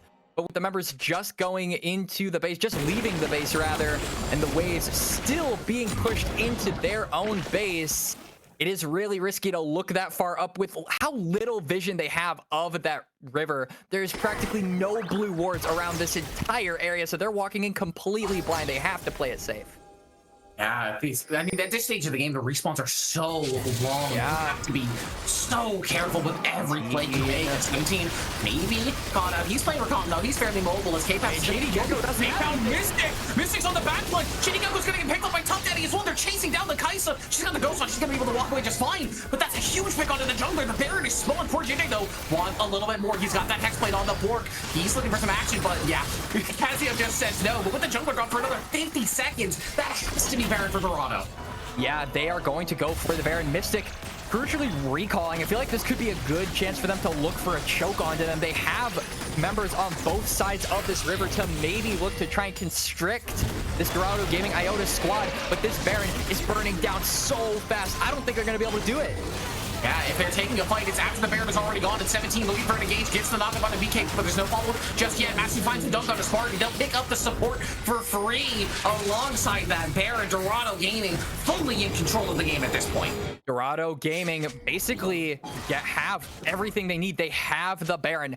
They have the Dragon Soul. They have so many big advantages. And now the inhibitor, the one thing keeping them back and pushing them in this mid lane as a response. So they have a chance to barrel it down mid, look for something, look for any kind of team fight or pick that they have been getting for the past 45 minutes and just run with it. Try to get a win into this game because I have a feeling they're getting pretty tired. Surely we don't get to the 50-minute game one, right? Before the next dragon spawns, somebody will have won this game, right, Quacks? Surely, right? And I mean, I think Dorado Gaming Iota, they're trying to make sure that it is them. They are barreling down in the mid lane. They just destroyed that turret. That was probably the fastest individual tower take I've ever seen. I think that was 3 different auto attacks, and it was gone. Yeah, now with the inhib exposed, are they not even going to be able to take it? Surely not with all this siege power they have. Yeah, I mean, Tough Daddy maybe looking for an avenue here. I don't know if he has the package. It's super hard to tell on that skin. But yeah, could look for a potential engage. They have the soul. I have to imagine with a soul like this, dying is much more difficult. They have to be looking to be aggressive. They have to look to try and be the ones engaging. Because at this point, Iridescent Supernova, they're scared to go in. They know that the fight has swung in the opposition's favor. You have to be willing to force it here if you're Dorado. Yeah, but look at the waves for Dorado in their side lanes. They're trying to barrel down mid and pick up this inhibitor, but the waves are in favor of ID Supernova at the moment in top and in bottom lane. They don't feel any threat in the side lane. They don't have to try and answer a split pushing Darius or Vayne on the side lane or Corky on the side lane, as they're going to potentially look for engage here. Maokai ult over the top. It'll just find Andy Shep, and that's not the person they want to engage on. So again, they continue to try and force mid, but somebody just has to go to a side lane. The wave is starting to build up in top lane. Somebody just needs to go pick that up and start to push down these towers. Yeah, I mean, Tough Daddy has TP. This Corky has the ability to teleport into the fight if it starts. But I just think he doesn't want to lose the... it still takes, you know, a decent amount of time for that teleport to channel. I think Tough Daddy just doesn't want to lose any seconds he could gain by just being there. We'll have to wait and see what he... package. Yeah, I mean, who's going to engage first? Somebody has to make a move happen here, and sometimes he's going to sell the boots. I think he's looking to pick up his 6th item here. I'm going to be honest, with the items, he finally picks up Malignance. 6th item, Corky Malignance. He finally got it locked in. We're here. We made it.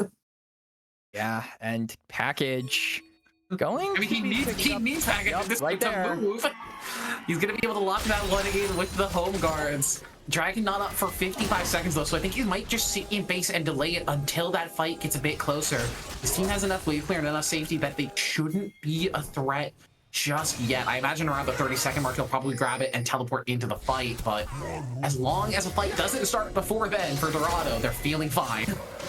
Up in Andy Chef, not in the area. This Cassante present at the moment, but really I feel like this Cassante has not been the frontliner that ID Supernova have been hoping for. It feels like every single fight that has happened, it's been Corey JJ just completely melting this Cassante pick. They're barreling straight down mid though. Yeah, Tough Daddy has that package down. Maokai ulti across the side. It won't find the root on there. Anybody super valuable. Shitty Gecko looking for the engage on the front line. 17. Look at the back line. Look at the knock-up. He finds nothing. 3 in the package is there. Can't they find any more damage? Can they find the follow-up? Mystic is going to get that killer instinct out to safety though. Came out still healthy on the front line. BKB taking a lot of damage. Oh, they Mystic got finds one. Mystic finds 2. Guys is going crazy in the back line. Corey JJ is still alive though. Onto this main Mystic. Everyone on the wall. Almost gets the damage on the Corey JJ. Shady Gecko slams him down. Massive wants to find the damage. He's got the dead man's plate and he's got the ghost. There's no safety for Mystic, or is there? He's gonna damage the same alive with the heals and the shields. Oh my god, he manages to stay just barely alive. It's 2 on 3. Mystic barely has any HP left, but the safety from the Karma and the Zac might just be enough. No, he gets hooked. Massive finds and makes him the shutdown goal. Now he's shading at those Spartans versus K-Paps and Massive, but the Darius is feeling fairly strong right now. Shady Gecko's gonna be forced to try and run away. Gets the hop in. Maybe actually looking for some damage. This champion is pretty balanced. Massive though, big heals. Spartan gets hooked in. That hook has not reset yet. Massive didn't find a kill with it. Shady Gecko is healing so much. Zac is so crazy. Spartan finally dies, and I have to imagine that's it for Shady Gecko. At some point, surely he will die here. He can't heal through all of this, right? Finally goes down to passive and will get picked up. I'm assuming Massive will find the last hit. It's an ace. So delayed for Dorado. Yeah, Dorado, they managed to pick up the Zac, but look at the members of ID Supernova. The solo laners have respawned. That is how long this fight went on for. The fact that we have 50-minute game and they have managed to respawn here, somehow this game is still going pretty. Both teams have 90,000 gold. Every day's a banger in the AEL and Game 1 of Dorado Gaming Iota versus Iridescent Supernova is no different. Massive is going to zone out Andy Shep. I'm not even sure this is the fight he wants to take. He's already at half HP, and BKB is here. 17 is going to lock in that ulti, but they're going to secure the Elder Dragon in the meantime. BKB has to be a little bit careful now as Andy Shep is going to zone away from the fight, but that's a big Elder. As this Baron's going to spawn, surely that has to be it for Dorado. They take the Elder, they take the Baron, and they take the game, right? I mean, right? Yeah, surely you can take it with all 3 buffs going your way. You are up 3k gold, as if that means something. You know, it's small. When everyone has items. A 3k gold lead is like comparing $1 to $1.01. It really does not make a difference here. As really what's going to make the difference is those 3 big buffs that are now all in the hands of Dorado Gaming. Iota, they struggled in the early game. They were really slow to get their hands on the trigger, but finally, after so much scaling, Massive leading the charge on this indestructible Darius, and Tough Daddy laying down so much fire on this Corki. They have scaled, they have all the buffs, they're looking to end the game, they're pushing down, they're not backing down, and they are looking to be the ones that take this first game. Elder and Baron, 5-man mid. They want to find it, but please, somebody go to the side lane. I know you don't have a teleport, but you have Baron and Elder. Just match up these waves. I'm begging you. Mid lane is not the only lane that exists in League of Legends. We are not playing on the Howling Abyss. This is an ARAM. This is Summoner's Rift. And you can see they're trying their best to make do in other lanes, but you can see all of the members have essentially rotated down toward this bot lane now. Massive is the lone person in mid. This Darius pushing down that wave, but the waves are not synced at all. The moment this wave gets cleared, ID Supernova can just rotate up toward this mid and take that one.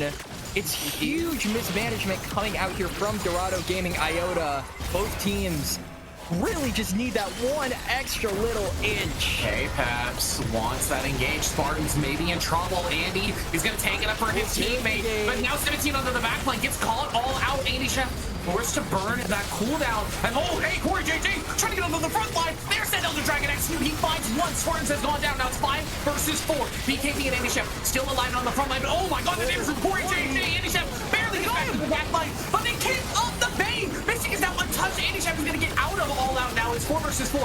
Looking for any sort of advantage. BKB is going to survive with a sliver of HP. Not able to get executed by that Elder Dragon. Mystic still auto attacking. K-Paps goes down. Mystic's trying to get any damage onto the front line. Shitty Gecko, what are you doing, man? Dives to the back line just to get deleted. Now the Nexus is open. It's starting to get hurt. Can anybody find the last? It's Massive just ignoring all the other members. Staring off the knockback, the knockups, the charms. They finally find it. Dorado Gaming close game 1. And out of nowhere, Massive just says, fine, I'll do it myself, like a true top laner would. Runs in there and manages to end the 53-minute game. And wow, Brittany, that was certainly a game of all time if I've ever seen one. That's a game of League of Legends right there. I don't have the stats on hand, but I have to assume that that's our longest for the split. Because oh my god, 53 minutes. Some insane plays from both sides, but also some insane throws, I would say, from both sides as well. I don't think anybody had a perfect game. I don't think anybody had an absolutely god-awful game. It was balanced all around and not in the way I really wanted it to be.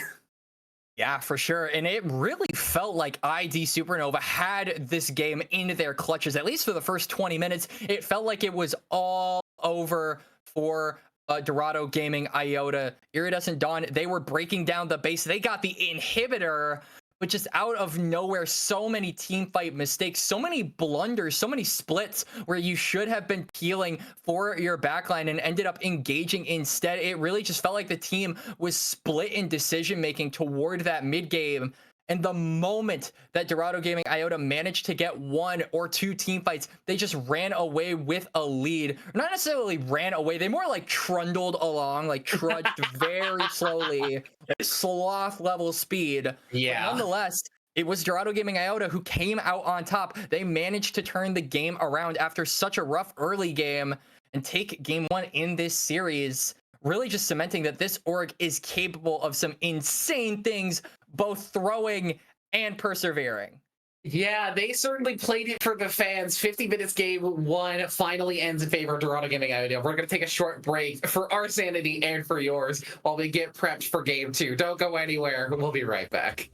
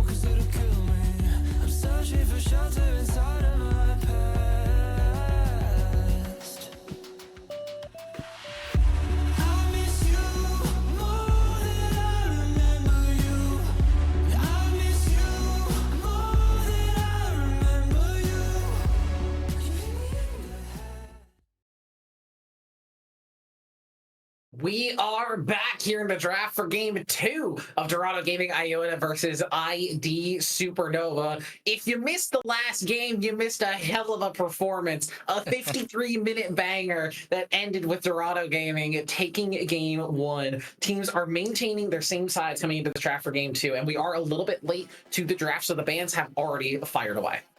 Yeah, I mean, the teams, they can't wait to get back into the game. I think both of them are kind of disappointed in how game 1 ended up. I think both of the teams were thinking that they could have played the games a lot more cleanly.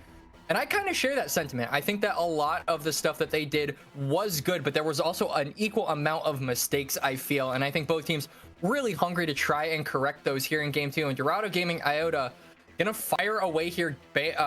Pick number 1 going to go the way of Rakan. Zaya is still open, so I'm curious if IDS wants to take that away maybe and pair it with another support, maybe slam the Karma again, as it is still open. It was a good pick, but Britty, you did kind of lecture the build, so maybe that has to change. Ooh, they're gonna grab Jinx instead. That one gets locked in. Jinx is a champion that I think we haven't actually talked about yet. In terms of hyper carry performances, this is kind of like the go-to one that everybody used to think about before Zeri existed. But yeah, she's still very powerful on this particular patch, and if the game goes another 50 minutes, you're gonna get a 5 or 6 item Jinx, and normally those are winning games, so not a bad pickup for IDS if they expect the series to go as is, and they're actually going to lock in the Janna to pair alongside it. This is a really interesting 1-2 from them. I'm kind of surprised to see them go so face up with their bottom lane. I'm actually really interested to see how this bot lane for IDS pans out as well. Janna you usually see as a champion that likes to roam, likes to get around the map with that tailwind movement speed, and Jinx is really a champion that you want to really heavily invest in until that 3-item spike, when it is allowed to take over teamfights with its passive. So I feel like there is a bit of split in playstyle from these two champions, so I'm wondering if this Janna is just going to sit in the bot lane and pair around with the Jinx, because you cannot leave that pick alone on an island in the bot lane. Speaking of bot lane, Dorado Gaming Iota firing in this bot lane as well, going to pick up their AD carry, gonna run it back with the Vayne here. And I think that this is a really deadly pairing here that Dorado Gaming Iota have set up for in game 2. Yeah, they had it in game 1, and they looked great on it. Corey JJ, when he actually got to multiple items, he was able to perform really well on it, but getting to that stage was really, really rough. And against Jinx Janna, I don't know. I feel like range is usually the name of the game when you're playing against Vayne, and Jinx has that in spades. They are going to lock in the Hwei for themselves, grab that mid lane pick. Hwei, very strong right now in terms of competitive play. The versatility in his kit just makes it so difficult to try and play against in any sort of tight team fight, any sort of corridor. Not too shocking to see Dorado Gaming lock that one in. It was banned in the last game, as ID Supernova are going to look to grab the Cassante again to lock that one in. I mean, Cassante is really good against immobile champions like Hwei, who want to get, on those, just be in the backline of those fights, just throwing down various arrays and amounts of spells that I can't even bother to learn the names of still. You will never convince me. That is like a flashcard thing. I've got a couple of them, but I don't have them all.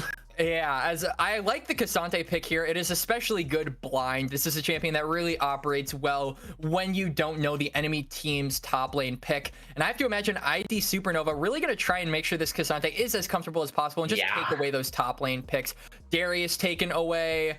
I have to imagine you probably want to take away other lane bullies that could really mess with Cassante. Maybe a Gwen comes to mind if you want to index into that double AP solo threat. I think that could also be a possibility for ID Supernova to ban away.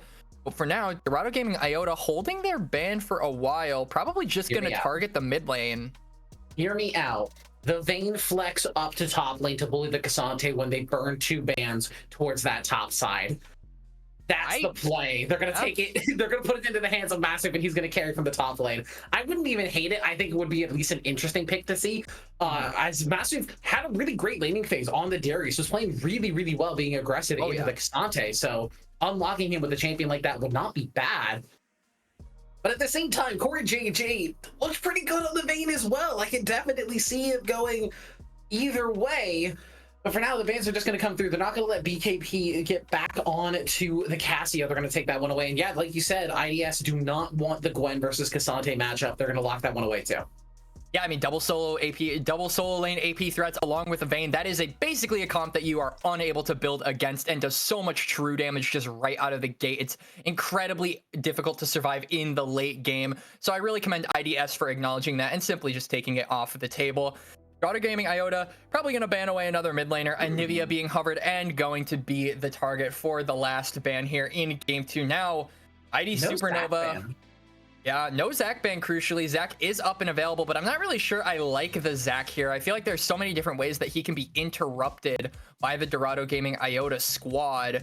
With Vayne and Rakan alone, I feel like it's hard to get into that backline and really mesh with that engage that they have already indexed into. I think maybe you just go for something that can sit in the bot lane and really juice this Jinx up, and Talia is going to be the play. Not sure where that's gonna go. This is a flex pick. I actually really like this pick from IDS. I think this is a very smart pickup. Now, I've been stated before, not a jungle player. It's not my usual forte or go-to role. Is Talia jungle still playable right now? I feel like I haven't seen it in quite a number of patches. It does take a lot of, I would say, skill to actually pilot. I feel like the champion, especially in the early game, is a lot more difficult, as champions like Udyr can simply run it over. As I love this pickup from Dorado Gaming Iota. Not only is it a strong top laner, but it is also a strong jungler. I feel like a lot of people do not pay enough attention to Udyr in the jungle because he has been so rampant in the LCS in the top lane lately. Yeah. But yeah, against Talia, Udyr loves this matchup. There's nothing Talia can do once one item hits. And Talia wants to scale. She wants those late game fights, but against Udyr, you are going to be throwing pebbles at a metal door, as this is going to be an Udyr jungle. That Fiora's locked in for top lane. Percentage health, true damage coming from two different sources. This Cassante, I have to imagine you're just staring down these two strong Demacian women and you're just like, oh, God damn it. Because how do you itemize against that? Anathemas doesn't work. Building straight HP only makes them hurt more. Yeah. And the resistances don't do anything against the true damage. It just feels so bad to try and play against, as IDS are going to lock in that jungle Vi as their last pick. The Talia will be going into the mid lane. And it feels like we've got a slightly more standard draft, I would say, here from both teams this game. Yeah, Dorado Gaming Iota are much more, prevalent in the mid game. Like you talked about, that percent health damage from the Vayne and the Fiora is going to cause issues and really, I think, make this Cassante obsolete once the late game rolls around. So it is going to be really difficult for IDS to play these fights, to peel for this Jinx when their top laner is essentially just as squishy as the rest of them. So this is going to be a fight that I think is all about positioning, really fighting around open areas, trying to give this Jinx as much space as humanly possible to work with. Because there is definitely a way in which I think IDS can take this game, but I think it's much more difficult for them. And I think Dorado Gaming Iota have a really solid draft here with a lot of champions that not only deal a lot of damage, but are just generally hard to kill. Yeah, I think in my mind, at least, this game is AD carry versus AD carry. And Jinx, while she has some great front line in front of her, Vayne just has that little bit more mobility and safety into her kit. Now, that's saying that in a vacuum, as Vi, Talia, Cassante are going to make Vayne's life fairly difficult if she doesn't get some peel from the Udyr, from the Fiora, from the Rakan. Yeah. But Jinx, I feel like, has a very similar issue with the Fiora, the Udyr, and the Rakan, trying to auto-attack in a team fight and trying to make space for yourself when you just have a Janna trying to keep you alive. Against those three is not an easy task. Not only that, but this Vayne is going to kind of be hung out to dry by the Udyr in the early game. This Vi probably really going to focus hard on this bot lane, make sure that the Jinx is as comfortable as possible. And Udyr is the type of champion that really likes to full clear, likes to get to 1 to 2 items, be a tanky disruptor in those team fights, go for grubs, go on that top side, try to get the Herald and just gain as much gold as quickly as possible so that he can hit his spike soon. Not a lot of attention can really be seen in this bot lane by Dorado Gaming Iota and the Udyr without him handicapping his own champion's win con in return.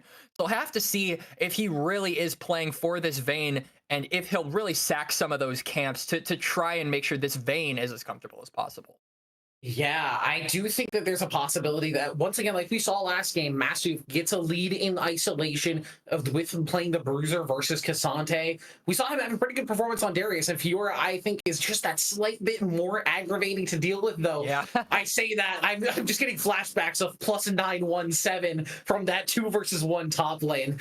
But maybe we'll have to see if Massive can put on as much of a performance in this game too. Before we hop to a break, I do want to give one more quick shout out tonight to our other sponsor for this season, Pro Comps, our sponsor and game changer app for the League of Legends community. This isn't just like other tools, it's your personal draft coach, perfect for both teams and solo players. In fact, you can pair it with any other app you use. Pro Comp stands out with features like custom champion pools, personalized tier lists, and live draft advice. Think of it like having a virtual coach and strategy toolkit all wrapped up in one. They offer real-time champion ban recommendations, and they already have over 200,000 downloads and thousands of daily users just like you. ProComps is user-friendly and totally free. It's a no-brainer to at least give it a go. So download ProComps now and you'll experience a whole new level of drafting power in your league games. You can go to procomps.gg, download it from Overwolf, or click the panel below our stream. And with that, we're going to take a quick break while we load in to Game 2 and get on to Summoner's Rift. So don't go anywhere. We'll be right back for more AEL action.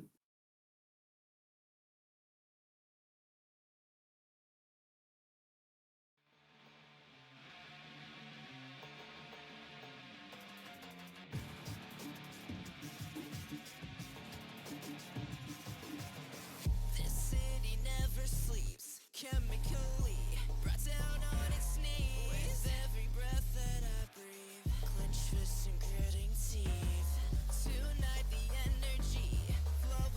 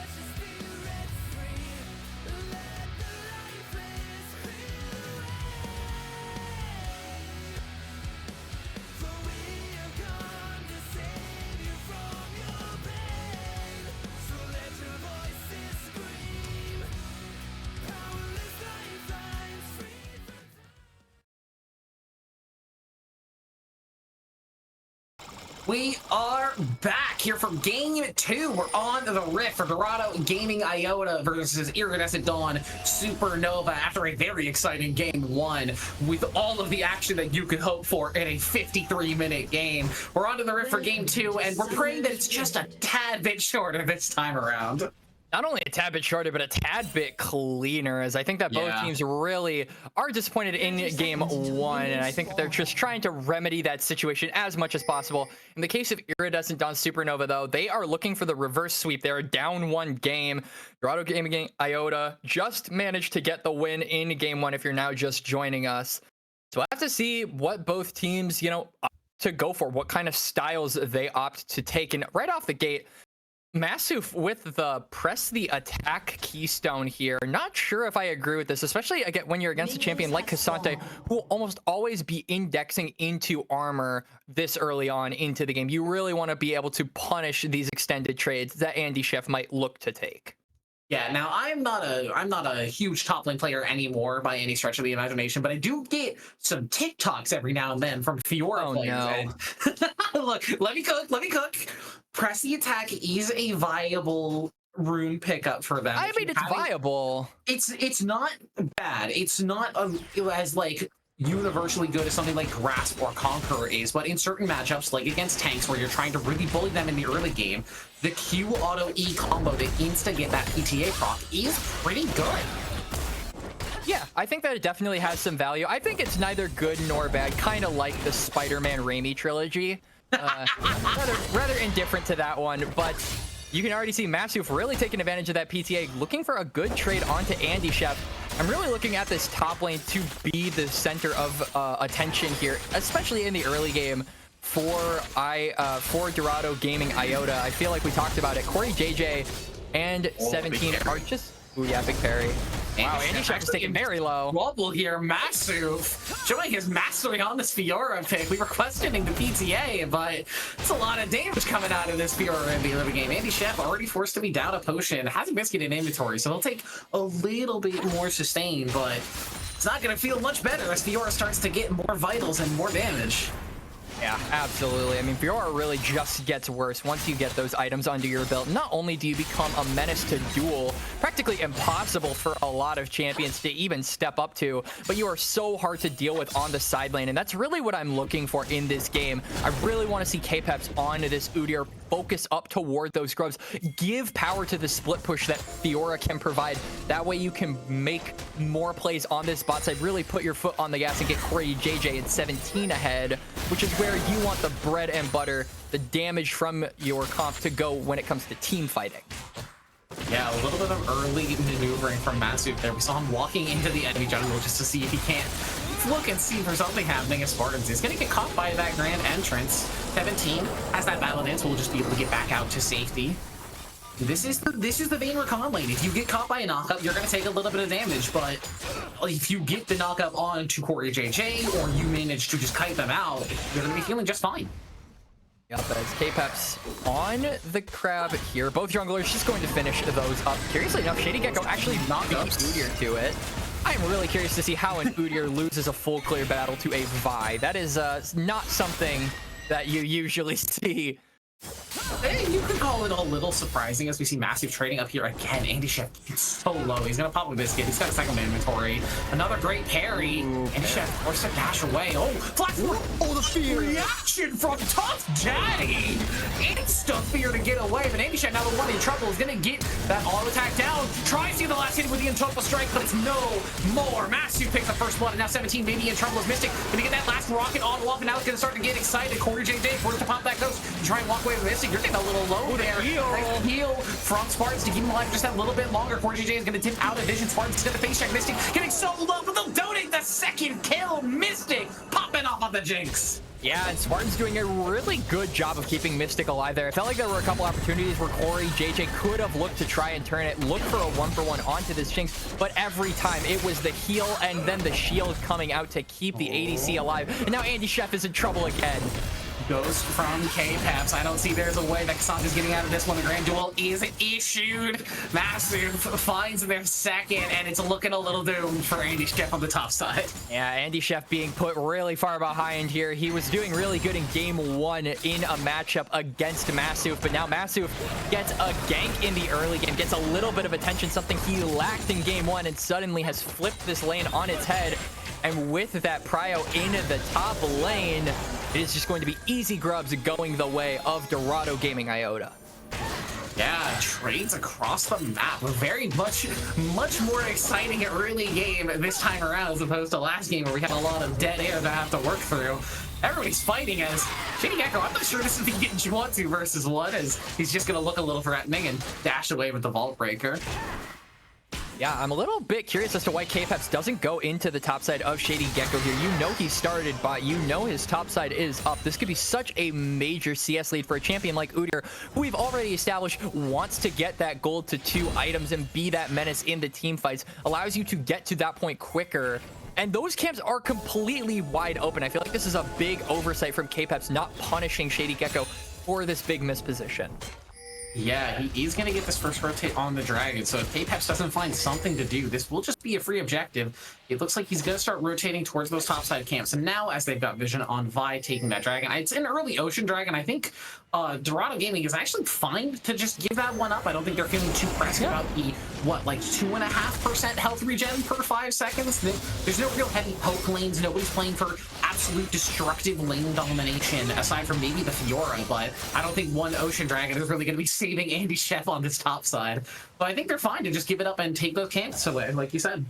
Yeah, I think this is a really good thing from Dorado Gaming Iota to simply hold their fighting until an objective actually matters. In this case, like you said, Brady, Ocean Drake, not super important for them. As you can see, an Ocean Drake is not going to heal you from the amount of damage that Masuf just did onto Andy Chef, who is continuing to take the brunt of these trades. 25 CS to 55, and we are only 7 minutes into this game. Yeah, this is kind of an unplayable matchup for the Cassandra. It's 17. It's a nice knockup on the Mystic, but just a knockup is all. I do like the Glacial Augment here from 17 on the Rakan. We saw, I believe it was the Guardian in game 1 just trying to stay alive versus the Kaisa Karma, but the Glacial Augment to try and be a bit more aggressive into this Jinx, I think is a great rune choice overall. Yeah, I think that the Glacial Augment also allows for the team to stick onto some of these targets as well. You have a Ghost Flash Jinx who will be running away from engages, so having that slow will really counteract that rune choice that Mystic went for. As we see a fight in the bot lane. Down. I think that was just a bit over-aggressive there from 17. Maybe looking for something, but without the level 6 from the Vayne. Ooh, Tough Daddy. We want to look for is Tough Daddy. The flash is first away from BKB, but it's going to be flash traded immediately. Wow. Tough Daddy finds a Vi directly behind him. A bit of a jump scare there, I think, for him as 17 finds another knockup. But it's a knockup trade to Corey JJ. Able to walk away from that one. A nice battle dance from 17 to deny the single Janna auto attack that really would have changed the course of that fight. Absolutely. You can see K-Peps into the Tribush. This was the question on if Udyr would sack camps to help bot lane, and it looks like the answer is yes. He's here. Oh, Mystics doesn't have flash. He's going to pop that Ghost. It's a nice monsoon from Spartans to keep him alive just that little bit longer. K-Peps used to be unstoppable already, so doesn't have that awaken anymore. A little bit of vision denial. They're going for Death Rocket. Mystic does so much damage, but doesn't have any mana. Those rockets are now no longer available, as a nice condemn should keep K-Peps safe and sound, but you can already see the aggression coming out from Mystic early on this Jinx. I think this is a bad sign for the Dorado bottom side. Yeah, I mean, you already have Mystic going 2-0 on this Jinx, and we have a pause. Andy Chef disconnecting from the game. Yeah, we had a plan. We had a plan. We were talking about Spider-Man movies, ladies and gentlemen, but honestly, I feel like there's enough to talk about in this game to the point where we don't have to talk about Spider-Man movies. I actually really want to talk about this game because so far we're 9 minutes in, and I think that this is going to be a much more interesting game than what we saw in game 1. It's much closer in the early game, and I can see it being much more evenly back and forth, and not in the disgusting way like we saw in game 1. Yeah, I do think the advantages are a little bit more clear for both sides in this game. The players are, I think, feeling a bit cleaner for the most part. I think some players are definitely struggling in certain matchups. I think Andy Chef in particular on this Cassandra is just really not feeling good versus these bruisers. Masuf already has that Vampiric Scepter in inventory, so The Fiora's got the sustain. She's got a 30 CS lead that's only going to get bigger. I feel like I'm talking about the Darius matchup all over again. Yeah, absolutely. I mean, Darius was a little bit silenced in the early game in particular. It really wasn't until those team fights started breaking out that the pick really shined and how tanky and how much damage it was able to do onto that line. But I feel like the Fiora is coming out of the gate swinging and punishing this Cassante so heavily for every little misstep. Just the added little mobility makes it so difficult to tiptoe around this matchup, which Andy Chef is trying to do, but Masuf is always beating him to the punch. And with the help from K-Peps, it just makes it so much more difficult to really get anything off. You can see that the gold difference in these top laners is already so massive. With the Tiamat being picked up for Masuf, there is a lot of split push power, especially with these grubs slowly coming up. So I think that that is going to be the big determining factor for this bot lane. I think if they can get 6 grubs onto this Fiora, you're never, ever stopping this split push. Yeah, nightmare scenario. And I think it's also worth mentioning for Iridescent on Supernova, this is a matchup that they were kind of fine with sacking. They picked that Cassante first round on 3, and while they did try to protect it with some bans, it feels like there are a lot of bruiser champions that can punish the Cassante. You talked about in draft that Cassante is fairly safe blind, but when you have a player who's proficient on bruisers, proficient on tank punishers, especially like the Darius, like the Fiora, like the Gwen, that Cassante can turn from a safe pick into kind of a liability in the draft. I was really surprised to see Iridescent Dawn lock that one so early on that second round. I thought for sure maybe either go for a mid counter pick against the Hui, not let that mid lane pool get countered out, or try and save that top lane pick to just be a little bit safer. But they opt for it early, and we're seeing the advantage that Dorado is getting out of it in this game too. Yeah, absolutely. And I mean, also just putting the Cassante behind in general, a lot of people tend to say that Cassante is still useful having the all-out ultimate. It's kind of a case of a champion like Mordekaiser, where they simply have a good ultimate that can take someone out of the fight or remove someone from the equation entirely, just bring them into the entire team, and they can burst down the one target that Cassante ulted. In a game like this, I feel like Cassante is never getting his hands on the Vayne or the Hui. I feel like his only 2 options are the Rakan and the Udyr, who are going to be in team fights, with Fiora most likely split pushing. But Udyr, he's more than happy to get ulted into the entire team. Phoenix stance, empowered Phoenix stance, he is going to be dealing way more damage to the team than the enemy team will be dealing to him, especially as he gets tankier and tankier. And same goes for the Rakan. If he pops that ultimate while the Cassante has ulted him, he'll be charming up everyone and simply setting his team up to get engaged on by the remaining members of Dorado Gaming Iota. So it really is a Cassante caught in a pickle here, where he can't really do much. Yeah, and I think especially with the Udyr, like you said, doing more damage than he's taking, he is opting for the early AP. You can't see it on your screens right now, but he does have the Haunting Guise and the Blasting One in inventory, which to me says that he's most likely going to be opting for the Riftmaker. I would be really surprised if we saw the Leandries come out for him, as Riftmaker is kind of that demonic substitute. It's not exactly the same as the old item, but it does still retain that transition some of your HP into AP. So it does help Udyr do a little bit more damage as he starts to get tankier, and the Omnivamp obviously is pretty good for his sustain in team fights as well. But seeing the early damage item come out first for him, I think is kind of surprising for me, because I know a lot of junglers really do value things like the tier 2 boots, the Balmy Cinder for the early jungle clear, but maybe Udyr can just cope a little bit better. Yeah, I feel like Udyr, especially in a matchup like this where you're playing as a champion like Vi, whose sole purpose is to engage, making sure that you can survive that initial entourage of damage that Vi presents with their combo is really important. But Udyr is a champion that can simply do that with stuff built into his kit. Empowered Turtle stance is incredibly strong despite all the nerfs, despite all the changes and complaints to that stance. It still remains as one of the best defensive tools in the game. So it does allow Udyr to take avenues into first items like the Leandries to do a little bit more damage, and he can usually just pick up a tank item like the Frozen Heart or the Iceborne Gauntlet second when tanking and team fights actually start to break out. Yeah, and now we're finally back into the game. I think there will still be a little bit of spectator delay as that gets caught back up to our standard 3-minute delay. Don't worry, your screen is not frozen. This is just the Riot Spectator client being the Riot Spectator client. But it's also worth mentioning, hey, we're back to viewing live games. We're not looking at replay files anymore. Thank goodness that we fixed that. Yeah, absolutely. It felt like replay files. You were just waiting for the game. You almost knew how the game was going to turn out just based on the time alone. Like, if we had done replay files this week and I saw a 50-some minute, Oh my God. like a 50-plus minute game, I would have been like, okay, this is going to be a dumpster fire, and simply prepared myself. Would have put on my goggles, would have dressed up and stuff like that. Would have been wearing my best suit and tie. And really just been getting myself prepared for a game of all time. And a game of all time it certainly was.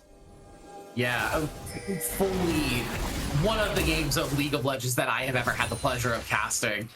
We'll have to see with the second round of Void Grubs spawned up. I believe we call them, the first round is Ed, and Eddie. I know the LCK casters have been calling them. I'm not sure what we're calling the second one now. Is it, what are the Kanker sisters called? I know there's Marie, but I can't remember the other one's names. The Powerpuff Girls, I think we could.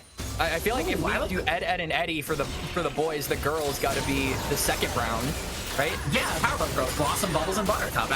I'm sure that's either Blossom or Bubbles that just went down. As they're gonna pick up the second round of Void Bugs for the side of ID Supernova. So no 6 Grub Nightmare Fiora scenario going over, but it was a very early rotation from Mystic and Spartans to make sure that one is guaranteed.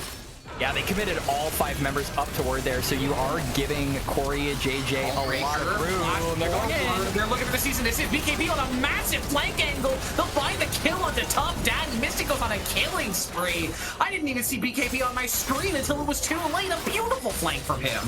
Yeah, BKB with a nice flank, and honestly, a little bit of disrespect coming out there from Dorado Gaming Iota. It looked like they were safe. They were barely just out of tower range, but such a good pick by ID Supernova, and they managed to take down one. And they also managed to get BKP down toward that bot lane to try and catch the wave. Vayne now with a decent, decently in the driver's seat in terms of, well, not necessarily in the driver's seat, but has evened out the gold difference between these AD carries, something that we really need to look for, right? We put a lot of emphasis on how important it was that this Vayne end up ahead, and so far hasn't really had the chance to outshine this Jinx, who is 3-0.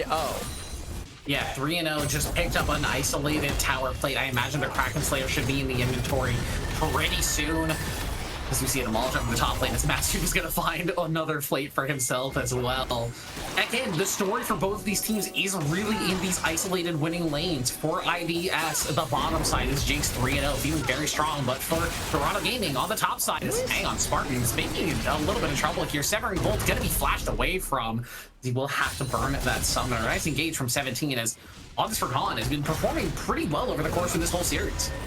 Yeah, I mean, the Rakan has managed to take a lot of picks with him. They're going for Mystic. Forward, right into the traps. We caster cursed him. 17 doesn't find the engage. Talia's going to wall in and immediately get rooted up. But Mystic has that Ghost on, looking for some damage. A nice zap as well. This K-Paps is tanky enough to tank up that first hit, but with only the Leanders in inventory, he didn't go for the Riftmaker that I was expecting. He's going to be fairly squishy, and this should just be a free Hextech Dragon for the side of Iridescent Dawn.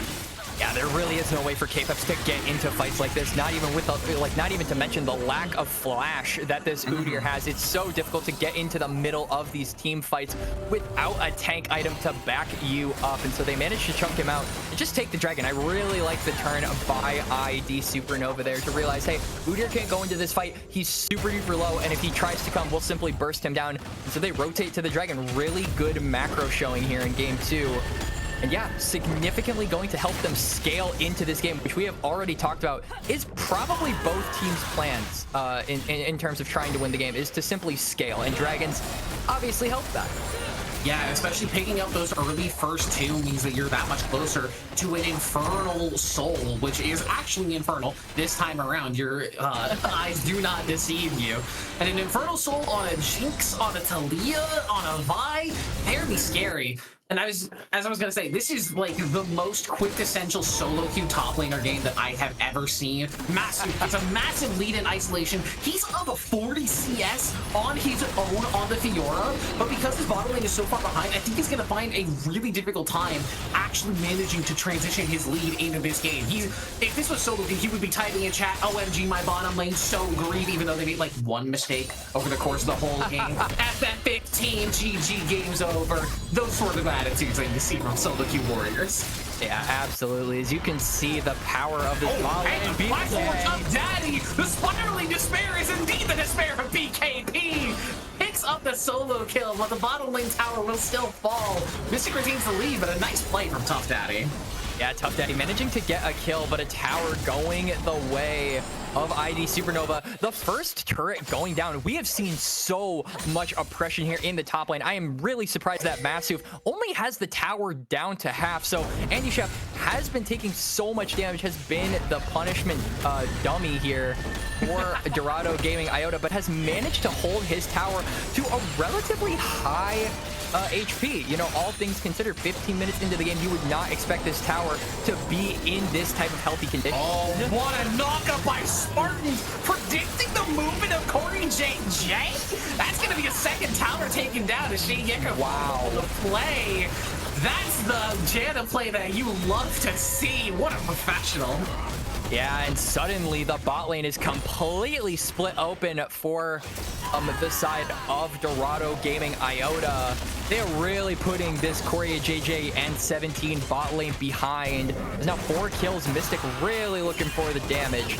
K-Paps, I don't know if you want this, bro. Trouble. K-Paps is gonna get knocked up again. Spartans with the Zazas will find that last hit, pick himself up a little bit of gold, and that's another tower going down to Iridescent Dawn. This game is so much cleaner from them, getting just about a 1.5k gold lead as we round out the 16-minute mark. Yeah, and they are stretching this 1.5k gold lead out to absurdity. They managed to get 3 grubs and have been making more use of it than a Fiora has, which I think speaks volumes to their team play and being able to rotate and be on the same page to go to these lanes when they know they can. They have taken 3 turrets in the past 2 minutes, and now they're going to be able to push this vision line up so unbelievably far. And with dragons being the sole property, the sole objective that both these teams are going to be looking for, it helps them so much more in those fights to come. Yeah, Massive will finally get that tower top side now that Andy Chef has rotated over to the bottom side. But it feels a bit like a consolation prize with Fiora. Like, yeah, you're up 55 CS. It's a really big deal, but Andy Chef is still playing a tank. He can have a collection of components in his inventory and still be incredibly useful to his team, but this is sort of the downside of these tank punishing champions. If you're not playing perfectly, if you're not playing your macro and micro to like 99.99% efficiency, you can just get out-rotated and outscaled by the enemy team. League of Legends is not a one-person player game. You have to have a team around you that you can play with. Yeah, absolutely. I mean, Andy Chef, it's safe to say that his shopkeeper has been the goodwill employee for most of this game, most of this series, but that doesn't matter when your team is Jeff Bezos. Maybe in trouble. Mystic is going to tank up that parry. It's just the slow. But Masu finds the shutdown, pulls him over aggression from the bottom lane of ID Supernova. It's 2 free kills to Massive, and one of them being massive shutdown. This is massive amounts of trouble for the members of IDS, as BKB is going to be forced to lose his flash as well. Spiraling Despair does not manage to land, but I'm not sure it's actually necessary in this fight. Well, BKB... Yeah, and now with 2 members down, I think this is going to be Dorado Gaming Iota looking for this dragon. You can see K-Paps making his way down. I'm assuming Tough Daddy soon to hover down as well. And suddenly the game is blown open. 2 massive shutdowns going over to Massive, and he is just going to keep split pushing, drawing so much attention just to try and catch him. What a parry. There's the cease and desist. They're going to look to pick up the shutdown gold in response. Massive has the flash and has the dashes. He's moving away, but he does get picked up by those Intofo strikes, gets knocked up. I imagine they're going to try and give this gold over to somebody. Chain Gecko will manage to find it, but it's traded for Dragon. I think that's Massive. While you hate to lose that shutdown gold, you had about 3,000 gold in your inventory, and you pick up your first Dragon for it. You're not feeling too bad. Yeah, honestly, Massive being able to pull 3 members down, deny any sort of contest by Dorado or Iota. Maybe in trouble. The rockets from Mystic do so much damage. You cannot stand in the face of this Jinx. And big shout out to Spartans with these natives over the course of this game. Yeah. All of the key ones have landed. He's looked incredible on the pick. Yeah, absolutely. And it feels like the entirety of ID Supernova have Jinx passive in themselves. Whenever they manage to get an objective, they get a kill, and they just get an objective every single time. They manage to run away with more than they take. And that is the marker of a great team, and why this ID Supernova team is so highly regarded. Why this org is so highly regarded is because their players are able to stretch leads out to their fullest. And we are seeing that here in game 2. Yeah, this is exactly how you want to play with a strong AD carry. You play around them, you rotate with them, you give them as many resources as humanly possible. As the Jinx is getting pretty close to that Infinity Edge completed. Yeah, has that in inventory. 2 items at 20 minutes on a Jinx? You're gotta be feeling pretty good about that one if you're an IDS fan. Yep, but you know who else has 2 items at 20 minutes is that Fiora. So Massive, although has not been present in these team fights, is still a split pushing threat that I think you really have to pay respects to still. This Fiora still does a lot of damage. We saw how much damage it did to Mystic and how easily it can take down this Jinx if the Fiora manages to get its hands on it. And it's just going to be a question of, can Massive replicate that same success? Can he get the jump onto Mystic? Or will Spartans, the unsung hero of this game, who's really been protecting this Jinx, manage to get that off of their carry? Yeah, I would say that kill that Massive got onto Mystic did come from some questionable positioning from the bottom side, as they're going to start up the Baron, but very quickly peel off of it as soon as the members of Dorado Gaming show their faces. As 17 playing the Recon, you've got the safety, Battle Dances out. And he goes on a flank here. He's going to find an off. Massive parries just a little bit late. There's the cease and desist. I don't think Massive has anywhere to go. No, donate the kill over to Mystic. 6-1 now. The Spiraling Despair just goes a little bit wide. The Severing Bolt doesn't manage to find its mark either. And now without their strong side top laner, oh, great tornado from Spartans again. Without the strong side top laner, I think this Baron might just go over. Yeah, I mean, the rest of Dorado Gaming Iota have a total of 1 kill if you take away the Fiora. They're looking for a fight nonetheless. KP getting engaged on the Seraph Shield is good, but it's not good enough. K-Pass will find that kill. Can they find a way to the pay? Baron's down to 2K, down to 1K, will be smited away. Shady Gecko finds that one. Mystic gets excited, but it looks like the members of Dorado are just going to peel off of it. They'll take their 1 kill and they'll walk away with the play. Yeah, they managed to get themselves the Baron, but Massive just a little bit late on that parry. Shady Gecko just tapping the Q, managing to get the knockback, and that CC was enough for BKP to follow up on this Talia, and they just stun locked Massive into oblivion. He wasn't really able to do anything, and now with the Baron, I have to say that I feel like this Baron might not go the way that we want it to, Pretty. A lot of the turrets that you can take at this stage of the game have been taken by ID Supernova, so it really feels like the pushing power, it's there, but you can't push much further in this stage of the game than you already have. The best you can hope for is to get a pick and maybe break open the base, but breaking open the base at 22 minutes, that is going to rely on mistakes coming out from Dorado Gaming Iota, and heavy ones at that.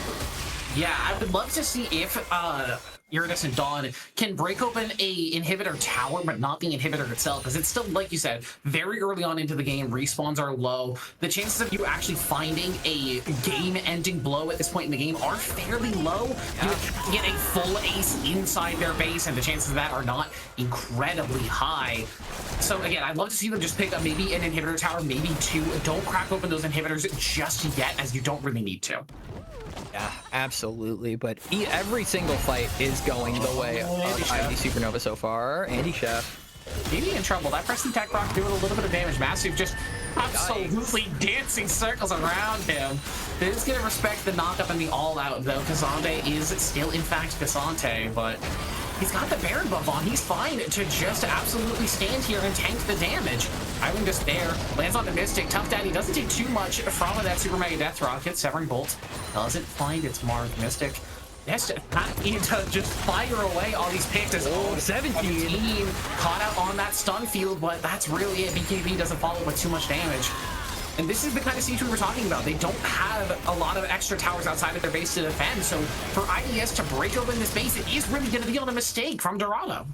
Yeah, Tough Daddy getting really low. 17 is also low on this Recon. If he gets caught out by another one of those Talia minefields, it could spell game over. But Masu is still pushing in this top side. The rest of the members of Dorado Gaming Iota are just so weak. They can't look for any kind of poke. They can't look for any kind of engage because they know they'll lose. They know they're that far behind without this Fiora to back them up. Yeah, it looks like Iridescent Dawn is just going to try and trade that top lane turret for this dragon, get themselves set to soul point, move up in power, try and just get a little bit more aggressive with this Baron buff. It doesn't have too much longer left on it, so it's not going to be able to find too much more value. Some damage on an inhibitor tower, and a dragon is really all they got out of it. Yeah, I mean, they managed to get themselves to soul point, and I feel like that is definitely threat enough to really make Dorado Gaming Iota look for something, start to get desperate. You know, particularly in vision. If you look at the map, there is essentially no blue side vision in this entire game. There is that one tiny ward up in the top lane and that one little blue ward down in the bush. You know, in the bot side, there are a couple wards down there, but that's just about it. For the most part, this map is completely dark for the side of Dorado Gaming Iota, and they have to start getting desperate. They have to start walking up, trying to get vision around this dragon, or else it's just gone. But every time they walk up, they run the risk of getting picked, like Tough Daddy is potentially now. Tough Daddy uses the fear onto the creep. I was very worried if that zap landed or if he got caught in those traps, that might just be the end of the game, but manages to escape with his life ever just barely. And Mystic, again, the real hero for Iridescent Dawn in this game alongside Spartans. 3 items now on the Jinx. The Rune's completed means that the wave clear will be a little bit stronger alongside that teamfight presence. So now maybe they can finally try and siege down a turret, but trying to siege up against Hwei against this QE is so difficult. Absolutely, as K-Peps finally manages to get his hands on the Frozen Heart, so some tanky stats coming out for the Udyr. Better late than never is what I would normally say, but with how this game is shaping up so far, I don't know if Frozen Heart is going to be enough at this point, Brittany. This is a 3-item Jinx that is continuing to hit harder and harder. Yeah, and now with the catch onto 17, the Super Mega Death Rocket just dodged out. Nice movement from 17 there, getting away from that one, but Spartans and Mystic feels like they can just kind of own this part of the map. Who's going to be able to walk up to them and actually contest to them? I don't think the Leandra's Udyr is going to be able to get close to this Jinx with the Janna sitting on top of her. Yeah, I mean, Udyr just has such a difficult time walking into these fights. There is so many abilities that ID Supernova can use to simply whittle him down, and by the time he gets into melee range of the front line, he's pretty low HP, and there's essentially no way to survive because you've most likely already used your Empowered Phoenix. You can't use that Empowered Turtle to try and live longer. But yeah, this Udyr just feels like it is completely caught out with the amount of poke being laid down by this Talia and this Jinx. Now, I feel like I'm going to be starting to repeat myself from game 1, but I Supernova, you've got to split push on the side lanes. You've got to move somebody up to that top lane. Look at the size of that wave up there. Somebody has to go and pick that up. You can't just face up Siege versus this Hwei. He's got wave clear forever with his Seras now completed. He's not going to run out of mana anytime soon. He's just happy to just completely take these waves over and over and over again while Masu just keeps getting advantages on this side lane. Yeah, but Massive does have TP, and Baron has been started up here by ID Supernova. He could definitely float on down here if they want to take the fights. Yeah, Massive has teleport, and so does Andy. This is the big boy damage, Baron. Yeah, Andy Shep has to leave lane if he wants to interact with this Baron fight at all, and if you leave lane against this Fiora, she is going to take your base. It's just gonna end the game. Yeah, this is the power of that split pusher that they had. Oh, has overstepped, has to use that flash to get away. K-Peps trying to get in, but now the cease and desist back onto him. They're going to look for the pick onto the enemy jungler instead. The tornado goes wide, but the pick up one is traded 1-for-1. The junglers are traded for each other. Mystic, though, getting excited, trying to move forward. Corey JJ has that ultimate on. Has the Night Hunter trying to get some damage in. Mystic takes a lot of damage, but 17 takes up that rocket. Make sure the rest of the team doesn't take it. Corey JJ finds one, denies Spartans, and now Massive has teleported into the fight. Mystic is on 1 HP, gonna get parried on that zap. 17 will pick up the shutdown gold. You dirty intern, you can't take that one away from your Fiora. BKP trying to run away from the play now. I don't think he'll be able to get out. Maybe actually with the wall. The Q does not play from Tough Daddy. He's going to surf his way out of there, but it's going to be a Baron for Dorado. I'm getting deja vu, Quacks. Yeah, Dorado managing to win a fight at around the 28-minute mark. Pretty, I am right there with you. This is the exact same thing that happened in game 1. ID Supernova, it felt like they had the fight, but I feel like after you get that initial pick, I feel like after you kill K-Peps, you can just sort of turn. You can turn away and try to go back onto the Baron. You have your jungler, they don't. You can threaten the objective, threaten the Tifa from Massive, and if he does TP, you can simply back off. They can't take the Baron without their Udyr. Yeah, I think just some slight minor overstepping from ID's Supernova there. Mystic got excited with the passive, but I think also got excited with his hands, tried to play a little bit too upfront and dangerous, and got punished for it. Corey JJ on this Vayne, 2.5 items now, does do a considerable amount of damage. Maybe not the optimal items we would hope for Vayne to build, but Vayne is Vayne. She will do damage regardless. Yeah, absolutely. I mean, Vayne, despite the build, despite the changes, this is still a champion that loves to deal damage. That is their sole purpose. And I feel like Corey JJ, despite all of the hits that they have taken, still managed to show up in that last fight on the Vayne when it mattered. So there is still a bright spark of hope here for Dorado Gaming Iota to look for the comeback like they did in game 1. It was looking grim, but they have been in worse odds before, and they managed to come out on top. Yeah, but while we were talking, that soul did in fact go over to ID Supernova. So now they've got that extra bit of damage in their back pocket. Actually, he wants this smoke with Massive. The parry doesn't come through. There comes the all-out Massive stuck on top of those rocks. BKB is going to knock it back nicely. He's still in threat range with that grand challenge, but shutdown gold will go over to the Talia. It's a nice rotation and a great punish from Supernova. And really, really good that this shutdown gold managed to go on to the Talia right when this champion is about to scale. Has 2 items, is so close to getting third. There we go. Cosmic Drive is going to be picked up, and now I feel like this champion really gets to be online. The Q poke from Talia is going to start to hurt, especially with that added Infernal buff. And they're looking to go aggressive. They know the spike is here. KP may be in trouble. That's probably this man's going to do a lot of damage on this pump. Kaboom! Tough Daddy finds one, but Mystic has found 17 on the other side of the fight. Now Tough Daddy will go down as well. It's a double kill and shut down for Mystic as K-Peps is forced to try and run away from Shady Gecko. He's still holding on to that season assist. Will finally let it go. Give it the Jinx the triple kill. 10-2. Mystic's popping off. Yep. ID Supernova, they don't have the Baron buff. But that Baron buff starting to wear off. They know that they can go for this fight. They know that they can just go for this turret. Shady Gecko is saying, I don't care. I am tanking it. I have a Janna, and I love plays like this. Yeah, he's going to get a little low, so they won't manage to find a spot for him to engage. Mystic is turning on the ghost, actually. He wants to get aggressive. The damage on the Corey JJ. The Rocket doesn't find its mark. The Super Mega Death Rocket kited away from Corey JJ, but it will guarantee this inhibitor goes down. And Mystic, still excited, wants to go for more. He might actually be able to find the end here. The teleport's coming through from BKB. It's a last stand for Dorado. Can they find some form of a fight? 17 trying to get into the backline, but the run from the Jinx traps is just too much. Tough Daddy finds Shady Gecko, but Mystic still untouched. K-Peps trying to get onto him with that empowered Phoenix dance. The damage coming through to BKP. He gets picked up. The second Nexus turret will fall. Mystic still healthy on this Jinx, still have to keep moving forward. The Nexus is exposed. It's 3 versus 4, but who can stop the Jinx from just offering the Nexus? Spartans looking for the autos. 17 with the flash knockup. The crushing maw and Chef will go down. Mystic will finally fall. Top Daddy gets the shutdown. And that Corey JJ will find one last kill at the end of it all. It's an ace for Dorado, and they stay alive. Nexus exposed. Nexus exposed. It is open. One more team fight, and the win goes over to ID Supernova, and we go to game 3. Dorado Gaming Iota, they are saying not yet. We still have some gas in the tank. They are looking to bite back here in game 2.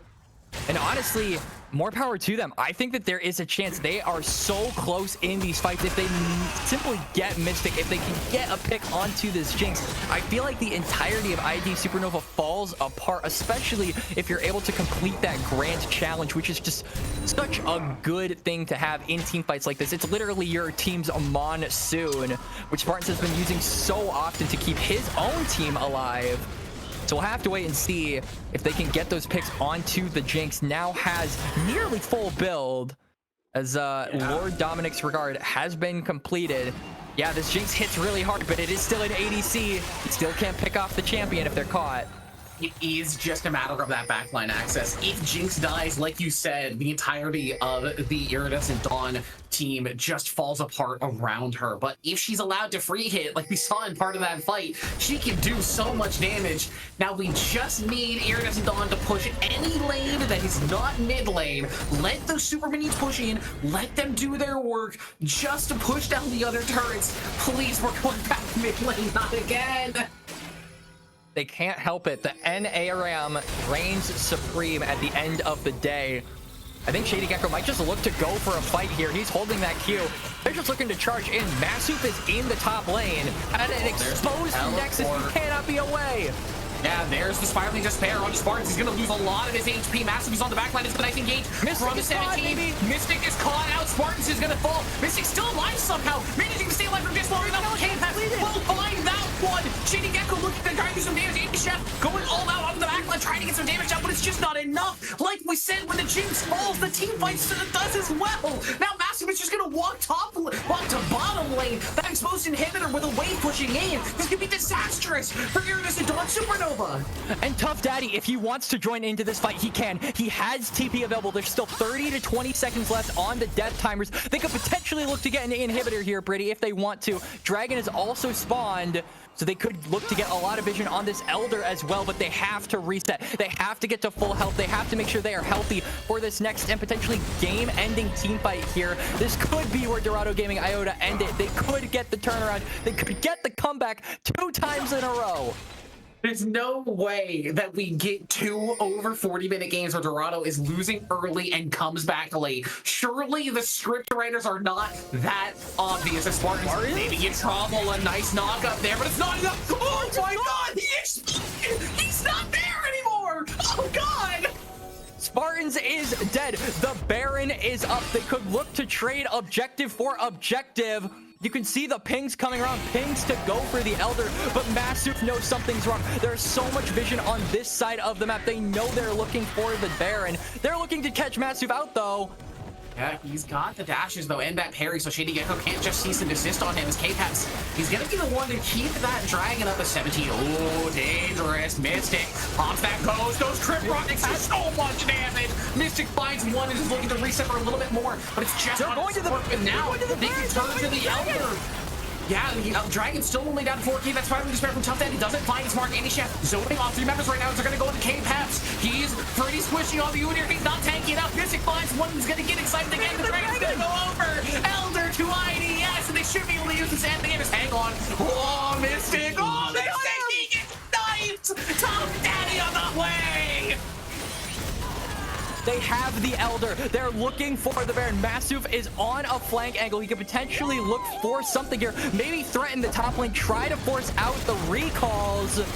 But they are 3 members against 4. The Baron is not going to affect them. They can just take this at their own leisure. They have to look for other ways to get it. Masoop is in the top lane. Maybe he looks for an inhibitor.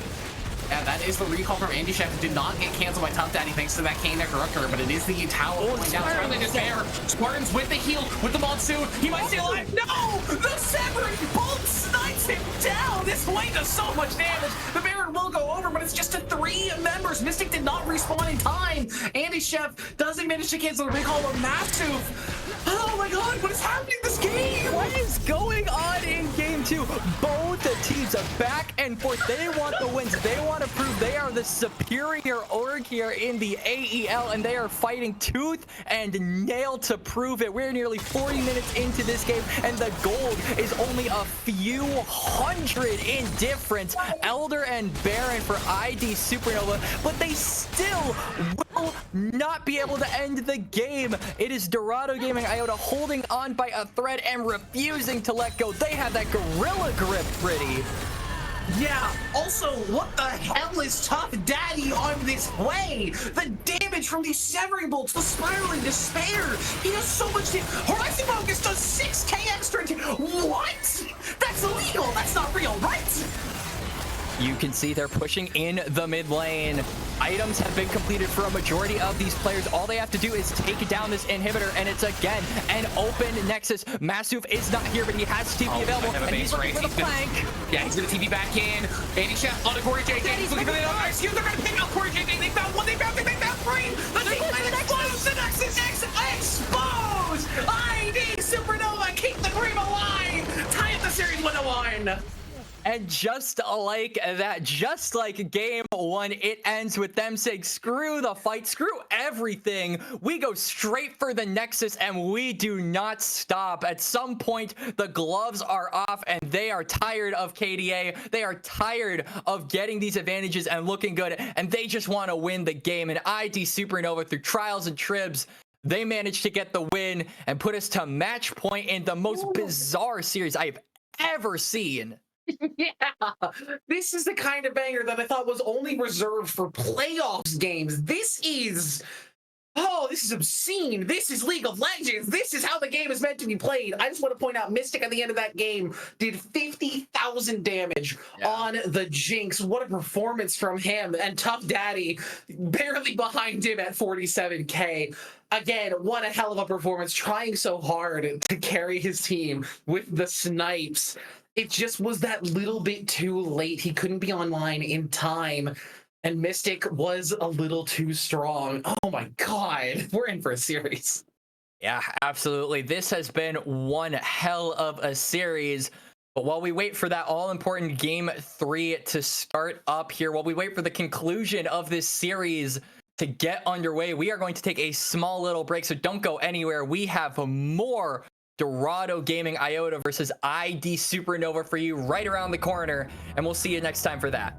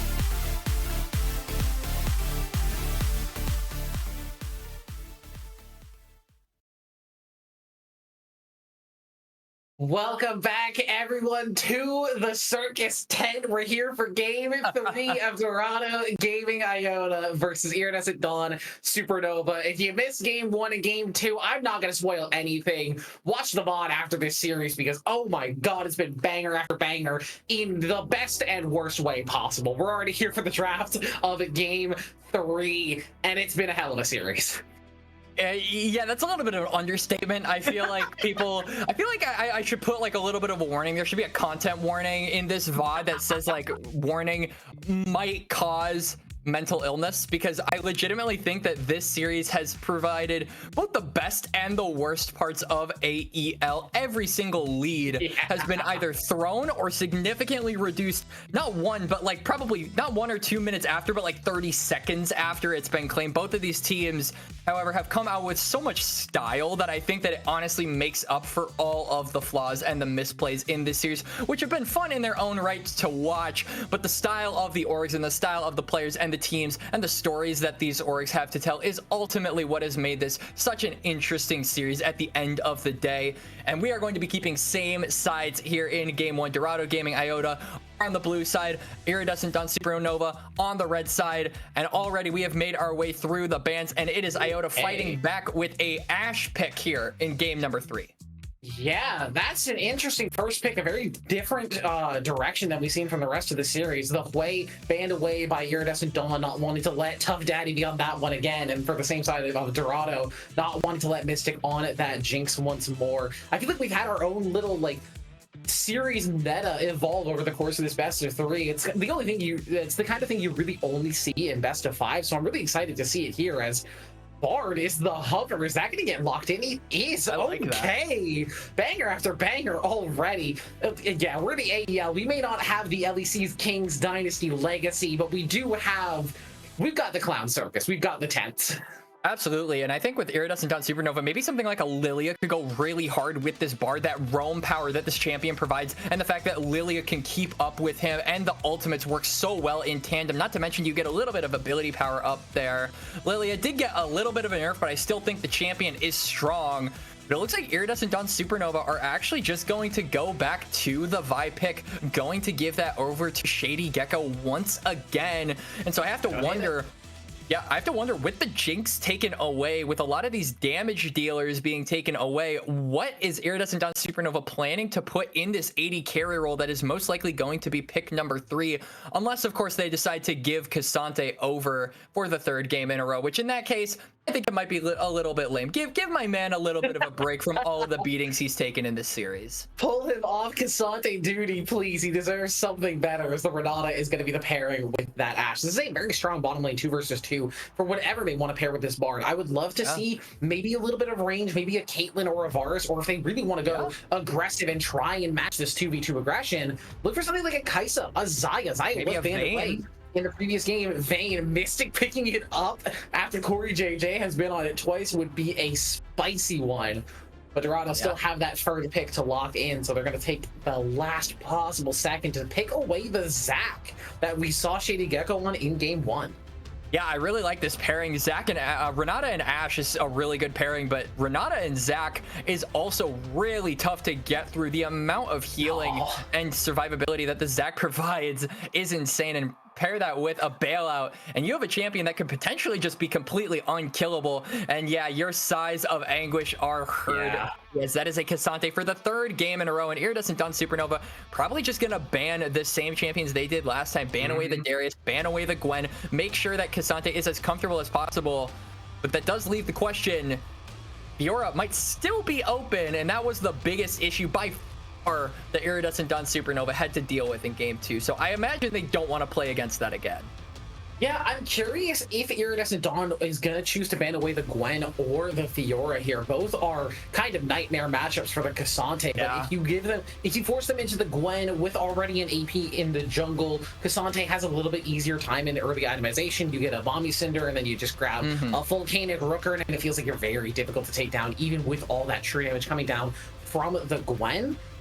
We'll have to see what they opt for. I wouldn't hate a Fiora ban. I wouldn't hate a Gwen ban. I think they're both reasonable. They're both going to be left up, and Aatrox is instead going to be the takeaway. Yeah, Aatrox taken off the board here. Cassiopeia also taken off the board here. We didn't mention that, but Anivia, I would expect to maybe be banned away here by Dorado Gaming Iota. Just the ability to really trap them against a wall with a champion like Bard, who really utilizes terrain to the fullest with his Q. This could be a deadly support mid combo that you don't often see, but is still viable against mobile champions like Ashe. And they are going to take that one away, not letting that through in game 3 here. Now, Iridescent on Supernova. You have to pick ADC here. I imagine you probably want to give mid counter pick, but there aren't a lot of great ADCs that you can just pick into Zac. I'm thinking Vayne would probably be the most probable. You get to shred through the Zac. You have a lot of 2v2 power. I think that this is probably the best pickup for IDS. I think it's either Vayne or Xayah. Xayah for the safety of that Feather Storm, and Vayne for the mobility. Nice call. Going to be taken away from Corey JJ this time around and put into the hands of Mystic, who's been having, I will say, a stellar performance overall over the course of the series. A couple of flubs here and there in game 1 and game 2, but for the most part has been putting on a clinic in how to space as an AD carry. So perhaps Vayne is that last little piece that they need, as Dorado Gaming are going to have to decide what their blind mid laner is here. I'm assuming they're going to lock in their top lane matchup first. They probably want either the Fiora again or look for the Gwen, as that one does get locked in. Yeah. And again, it is double AP on the top side, so Cassante, like we said, can itemize a little bit easier, but it's still a lot of true damage and a lot of percentage health damage coming out against the Cassante, which, as we've seen from game 1 and 2, makes the man pretty miserable. Yeah, but now with all of this AP being stacked up by Dorado Gaming Iota, you have to wonder, maybe they go for an AD mid laner here. Maybe something like a Yone could be possible to really cancel out the Vi's engage. You can just cancel that Q away. I think that that's possible to take. And no way. What a call. I mean, I feel like it's so good against this comp. You do mixed damage against a champion like Cassante, so it's hard for him to itemize against you. You have a lot of true damage as well. Vi can get completely canceled by Yone's Q and his ultimate, so there is potential for that. I think Yone is honestly an Exodia pick here. I really like this coming out from Iota. Yeah, I do like the call of an AD mid laner here. I think either Yone or Tristana would be really good. Even Yasuo if you want to be a little bit spicy, but I'd be surprised if we saw that one get locked in, as Nico will be the last pick for IDS. Nico and Yone is a matchup that we've seen played before, at least on the professional scene. I don't think Yone has the easiest time in the early game, but he's still playing Yone, so you get to that mid and late game, you press R on the enemy team, you hit the Fate Sealed, and it's a kind of a nightmare to play against. But I do like what both of these teams have drafted. It feels like they have very individualized styles, very decent identities in the draft that are not exactly the same, but also can combat each other in unique ways. Yeah, and I would imagine that both teams have the exact same game plan coming into this game. Really be on that bot side at all times. This is a top lane matchup that you don't really want to mess with on either side. Gwen not only is difficult to gank, but is probably going to be the dominant factor in this matchup, as Gwen just simply does well against Cassante. So I feel like that is covered a lot. So I'm really looking at this Zac, at this Vi to go toward this bot lane. Hover, try to get your Vayne and your Ashe ahead as much as possible. Really play for those dragons. And in this case, I would honestly favor IDS a little bit. You have a champion like Vi who is incredibly good at taking dragons. That's one of her specialties. And also locking down a champion like Ashe, who is inherently immobile, makes it really difficult for this Ashe to play if they get behind. So Dorado Gaming Iota, it really just puts that much more emphasis on making sure this Ashe is safe. Yeah, I think the really big deal in this game is going to be 17 on this Renata. Renata already a great peeling champion, and I think the ultimate across the board versus this ID Supernova squad is going to be very, very useful. If you could let that Vayne get 3 autos off on any champion onto their own team, it's going to take a meaty chunk out of them. So it's going to be, I think, on 17, not only for the disengage and the counter engage, but also for that peeling and safety on that Ashe, like you were saying, making sure the Vi doesn't just get that free engage. Cassante can't just pull her away over a wall. Nico doesn't find a miracle pot blossom across a whole team fight. Yeah, and I mean, you were talking about this Renata, but I think this Bard is just as important. There is so much good setup potential with a pick like this. You have the Nico, you have the Vi. These are ultimates that if you can put the targets stationary for a few seconds, that can impact an entire team fight. So any good Bard ults could really turn any kind of any team fight on its head in favor of IDS. And Bard is a champion able to roam, able to be present basically around this bot side like we would expect him, also provides the opportunity to set up some of that deep vision, roam around with Shady Gecko, and make sure that you can track this Zac, because that's when he's the weakest, is the early game. You really want to make sure that you can punish him early on, and that's exactly what I'm expecting for Bard, knowing where this Zac is at all time and roaming with Vi to punish him so that he can't influence this bot lane. Yeah, I think we've got a pretty exciting early and mid game here. The late game, as it has been over the course of this series, I think is pretty up in the air. Chaotic. Chaotic is the word for it. We don't have a third sponsor to shout out tonight, but I do want to shout out you guys all in the chat watching us for this absolute banger of a series. Thank you all so much for joining us over the course of this series. It has been a delight to cast, and I'm sure it's been very entertaining to watch overall. We're going to take a short break while we wait for the actual game time to load and get us onto the rift of game 3 for Dorado Gaming Iota versus ID Supernova. Don't go anywhere.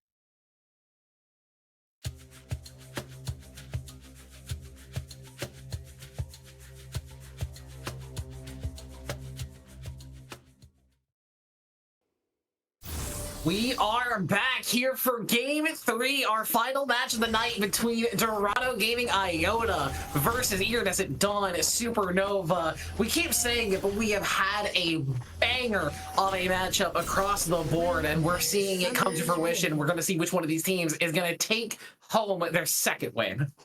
Yup, absolutely. This series has been crazy to watch. Both teams have displayed such interesting picks and overall play styles that have resulted in some of the most entertaining stuff we have seen on the AEL so far. In fact, this might be the most entertaining series we've seen in AEL so far. This is only week 3, and I feel like every single series we have seen has continued to top one another in terms of its entertainment and overall vibe. I feel like the vibe of this is just absolute chaos, and as casters, Brady, we are all here for it. Oh yeah, they're making me work for this series. There's been so many great moments. I just can't get the moment of Mystic on that Jinx dying from like 85% HP out of my head in that game too. That was just so ridiculous. Yeah, absolutely. As no insane vision going to be placed by either team. Both teams, game 3, just playing it safe, making sure that, you know, no team gets an early advantage in terms of warding. But the top laners are doing their own thing. Andy Chef already taken down to 2 bars of HP here as Masuf plenty healthy still on this Gwen. Yeah, I mean, he's gonna feel okay on the Gwen. He's got a little bit of sustain with the double pot Doran's ring start, as that's been a trade there from 17, getting that extra shield off. 80 Chef, I'm assuming, has second wind and biscuits, so probably should be fine to just sustain up through this laning phase, but getting these early grass procs is actually pretty nice for the Casantes. Hang on, Matthew, off to find a lethal, gonna pop that Ghost to Conquer stack. The minion autos do so much damage, level 1, and Andy Chef, the redemption, first blood. The Minions for the win, and Andy Chef, after 2 games of getting tossed around and bullied and Masuf constantly taking chunks out of him, he manages to find the win in the 1-for-1 on this Cassante. And yeah, top lane is swinging the way of IDS early on in this game, finally. Yeah, we were talking about in draft the fact that this is a double AP topside between K-Pax and Masuf on that Zac and Gwen. So the itemization a little bit easier as Spartan super low. Corey JJ getting some extra autos off, but Vi is here. Corey JJ, nice flash. Has to lose that Ghost as well, though. 17 burned that flash early, so that is all 4 summoners of the Dorado bottom side taking it down. BKP gonna lose a little bit of HP to that Spirit Unbound, but nice gank on the bottom side from Shady Gecko once again. Yeah, absolutely. Now with no summoners down, Shady Gecko still hasn't taken this blue. Has the chance to maybe look for a regank here. And with the summoners, both flashes being up for Mystic and Spartans, and Shady Gecko himself for that matter, you could potentially look for something, but it doesn't look like this Vi wants to risk it. It's just going to fall back to the crab. But this in itself is a little risky because he doesn't have any priority, so he has to try and make a play here, I feel, with the little time that he has. Yeah, he might be looking for something in mid lane. We see the pings coming down. They want to take down Tough Daddy. He does still have flash available, so difficult task to ask for. As we see K-Paps on the bottom side is 17, aggressively walking forward, finds that handshake onto Mystic. Mystic is going to trade back with those Silver Bolt procs, but losing health on the support is slightly less valuable than losing health on the ADC. It's Corey JJ with a lethal tempo, getting plenty of damage on this Ashe. Yeah, but now you can see Shady Gecko making his way down to the bot side, but they don't anticipate K-Paps being in this bush. This is what Zac is so good at. He loves to counter gank. He loves to anticipate their moves. This is Martin's flash forward with the sun. They're gonna look for the damage from the 17. They burst him. They pick him up before K-Paps can get into the fight. Now finally manages to get that elastic slingshot in, but it splashes away from Shady Gecko. A heist by the INES bottom lane. They managed to get out unscathed.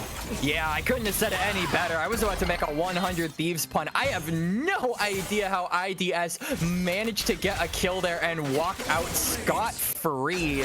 What an absolutely insane trade, and K-Paps still trying to look for more on this Zac, but unfortunately I think that play is over. We didn't quite touch on it, but when Shady Gecko visited the mid lane, they did manage to burn the flash onto Tuff's daddy. So Shady Gecko on this fight really being active around the map, burning flashes, and just like that we have a pause. So this is our 3rd game with a 3rd pause.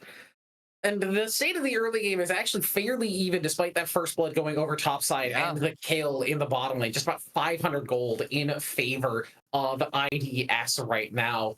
Hmm. Ugh. Do we finally Yeah. get to talk about Spider-Man? Is it finally time? I don't know, man. I'm super invested in this game. I feel like maybe we can do that on the podcast. No plugs here though. But yeah, I feel like Shady Gecko, that this has really been the story of Iridescent Dawn Supernova. They have gotten early leads. They have managed to get objectives and take control of the map early on, but they have not been able to hold on to that toward the mid to late game. It has always been Dorado Gaming Iota managing to find some type of fight, some kind of pick or objective or angle that really puts Supernova onto their toes and puts the game into a crazy back and forth in the 30 and 40 minute marks. And so now I'm really just looking at Dorado, or not Dorado Gaming Iota, but Iridescent Dawn Supernova to hold on to this lead that they have accrued, however small it is, and continue the pressure and don't let up and don't make unnecessary throws like they have been this whole series. Yeah, thankfully it is a quick pause, so we'll be jumping right back into gameplay. We've got a short freeze because of the Riot Spectator client. It'll just take a second to get back already, but I do want to point out an early itemization choice. Spartans has those swiftness boots. You were talking about the roaming potential of a Bard in the draft, and I would love to see, as we already see Spartans moving out towards the map, I'd love to see some aggressive moves, especially with these boots, just to try and get on the map and make something happen. Get some more leads and more lanes. Put Andy Chef further ahead and try and make another gank happen while Tough Daddy doesn't have his flash. Yeah, absolutely. I mean, so many flashes were burned by all of the members of Dorado Gaming Iota, so this is the time for Shady Gecko to put his foot on the gas. Look for these plays in the mid to bot lane. It is an absolutely perfect scenario for any jungler to have, especially with a champion like Bard, who roams around with you. Make sure that the jungle win con is as secure as possible, like right now, where he's roaming up to the grubs, which are going to be taken uncontested. As you can see, K-Peps is on that bot side, just trading objectives, getting the Mountain Dragon for himself. Yeah, early Mountain Dragon is pretty good for this Dorado Gaming roster. The extra defensive stats on the Zac, and even if this Yone goes towards Jack Show or the Gwen decides to itemize maybe defensive boots, there's a lot of potential value to be picked up with that early Dragon, as Mystic gets a nice trade into 17 there. But the early Mountain Dragon should provide a decent amount of stats into this mid and late game. Assuming that K-Peps gets the smite, I'm assuming that he'll be fine on it. Yeah, especially with how much lockdown in CC that this IDS squad has. Getting that little bit of extra, you know, HP stat is super important to trying to survive the barrage of CC. So we'll have to wait and see, again, how Shady Gecko really responds to having all of these flashes burned. It will give now. Let's fix this on lock. Hang on. Andy Chef is going to go optimal here. Massive. Has those needles, though. Andy Chef in trouble. Has to pop that ghost and to dash away. The needle work is going to go wide. Andy Chef just trading ult for ult there. But the health bar is in favor of the Cassante. This is actually pretty good for him, as that slow does land. Doesn't find a knockup. Was very close, but it will be Massive escaping with his life on that one. Yep. And now I have to wonder, I mean, look at the CS difference that's already been accrued in the bot lane. Corey JJ, hold that thought. We got to fight the bot lane. 17 doesn't get condemned into the wall. They're going to trade Exhaust. Mystic, I mean, very, very low. Has to lose that flash. Corey JJ has the ghost on. He's walking forward. He's playing Ash. A nice stun from Spartans. Maybe saves them. But Mystic, why did you walk back? Corey JJ will find the kill now. Oh my God, it's doomed. Oh, but maybe BPK. Oh my God, BKP finds the solo kill in the one-on-one. Flash forward from K-Peps to find the last auto. It's a trade, but aggression coming out from the laners of IDS. Yep, aggression across the board as well. Corey JJ thirsty for blood in that bot lane. And just like that, the experience, the gold difference in this bot lane has swung so heavily in favor of this Dorado Gaming squad. But we might not be done yet. Both junglers on this top side. Probably not going to be able to look for anything, though. There's no objective to fight over in the wave. Kind of in a funny spot for both teams. K-Pop probably just going to push this one in. Yeah, I think K-Pop should just help Massive finish out this wave push, get the lock under tower, so Massive gets a nice recall off that teleport. He's almost up and available for both top laners here, so we're not expecting too much action to happen, but yeah, aggression from all sides here. I can't fathom in my mind what Mystic wanted walking back into that last auto. I don't know what he was looking for. Yeah, I mean, this has been a really, really rough bot lane for the side of IDS. They initially got, you know, a pretty good trade, managing to get that early kill onto 17. But since then, the CS lead has grown pretty exponentially in favor of Corey JJ. Mystic has managed to, you know, equalize it a little bit, just catching a giant wave there in the bot lane. But for the most part, this Ashe and this Renata have been reigning supreme. And we talked about this bot lane being super vital, the biggest point of contention for both teams because of how much dragon control they can gain from getting bot lane ahead. And so far, that is paying up as the bot lane is winning and they have a dragon. So Mystic doesn't have plenty. Burned it on the last play, but still ended up dying. And now Corey JJ happy to keep walking forward. That Enchanter Crystal Arrow putting in work, and a great punch again from the Dorado Gaming bottom side. Yeah, Dorado Gaming's bot side. Corey JJ aggressive on this Ashe, constantly looking for angles and these picks. This damage from the Renata is honestly rather deceptive. This Renata is doing a lot more damage than I expect it to do. And it doesn't even have any damage items. It is laying down so much poke without building to do damage on said poke. Yeah, Renata does have really good access to just consistent damage with that percentage health damage passive. Alongside, I think people really do underestimate the twin missile damage that comes out from that E if you combine it with shield bash auto. Renata has some really nice trade patterns as Andy Chef hang on. Maybe looking for some damage on the master here. Does have that all out, but is not gonna break his intofos this time around. As 17, I don't think we've seen him miss an important handshake again. As Tough Daddy will find the knockup. BKP popping that pot blossom, but doesn't find a knockup just defensively to force Tough Daddy away. Yeah, they managed to get Tough Daddy away, but now Dragon spawning in about a minute here. Grub's being acquired by K-Peps, just making sure that they deny the 6 away from ID. This is going to be an incredibly important one for both teams to get, but a fight in the top lane. Ooh, Andy Chef doesn't get that knockback. If that pulls under tower, that is maybe a dead Gwen with no flash, but it is just that third Void Grub going over to K-Peps. And with information that the jungler's on the top side of the map, maybe Andy Chef will be a little bit less aggressive. As I say that, hang on, he wants to go all out. Gwen is going to pop that needlework as well. It's burst on burst, but Andy Chef, you are not tanky enough. Gwen will find that last auto. The tower shot just barely doesn't do enough damage. It's a nice trade from Massive, a great solo kill. Yeah, now Andy Chef caught in a little bit of a pickle. You have a dragon about to spawn here. Both teams most likely going to try and fight for it, I would imagine. I feel like K-Peps doesn't want to give this one up, but he is on this top side, so there is that possibility. But if Andy Chef chooses to TP to any fight there is, he will be missing a big topside wave. Forces the flash, maybe even over aggressive. You're going to use that exhaust, trade it for the ghost of Corey JJ. It's 2 summoners for 1, which is not bad, but I'm not sure the exhaust was necessary.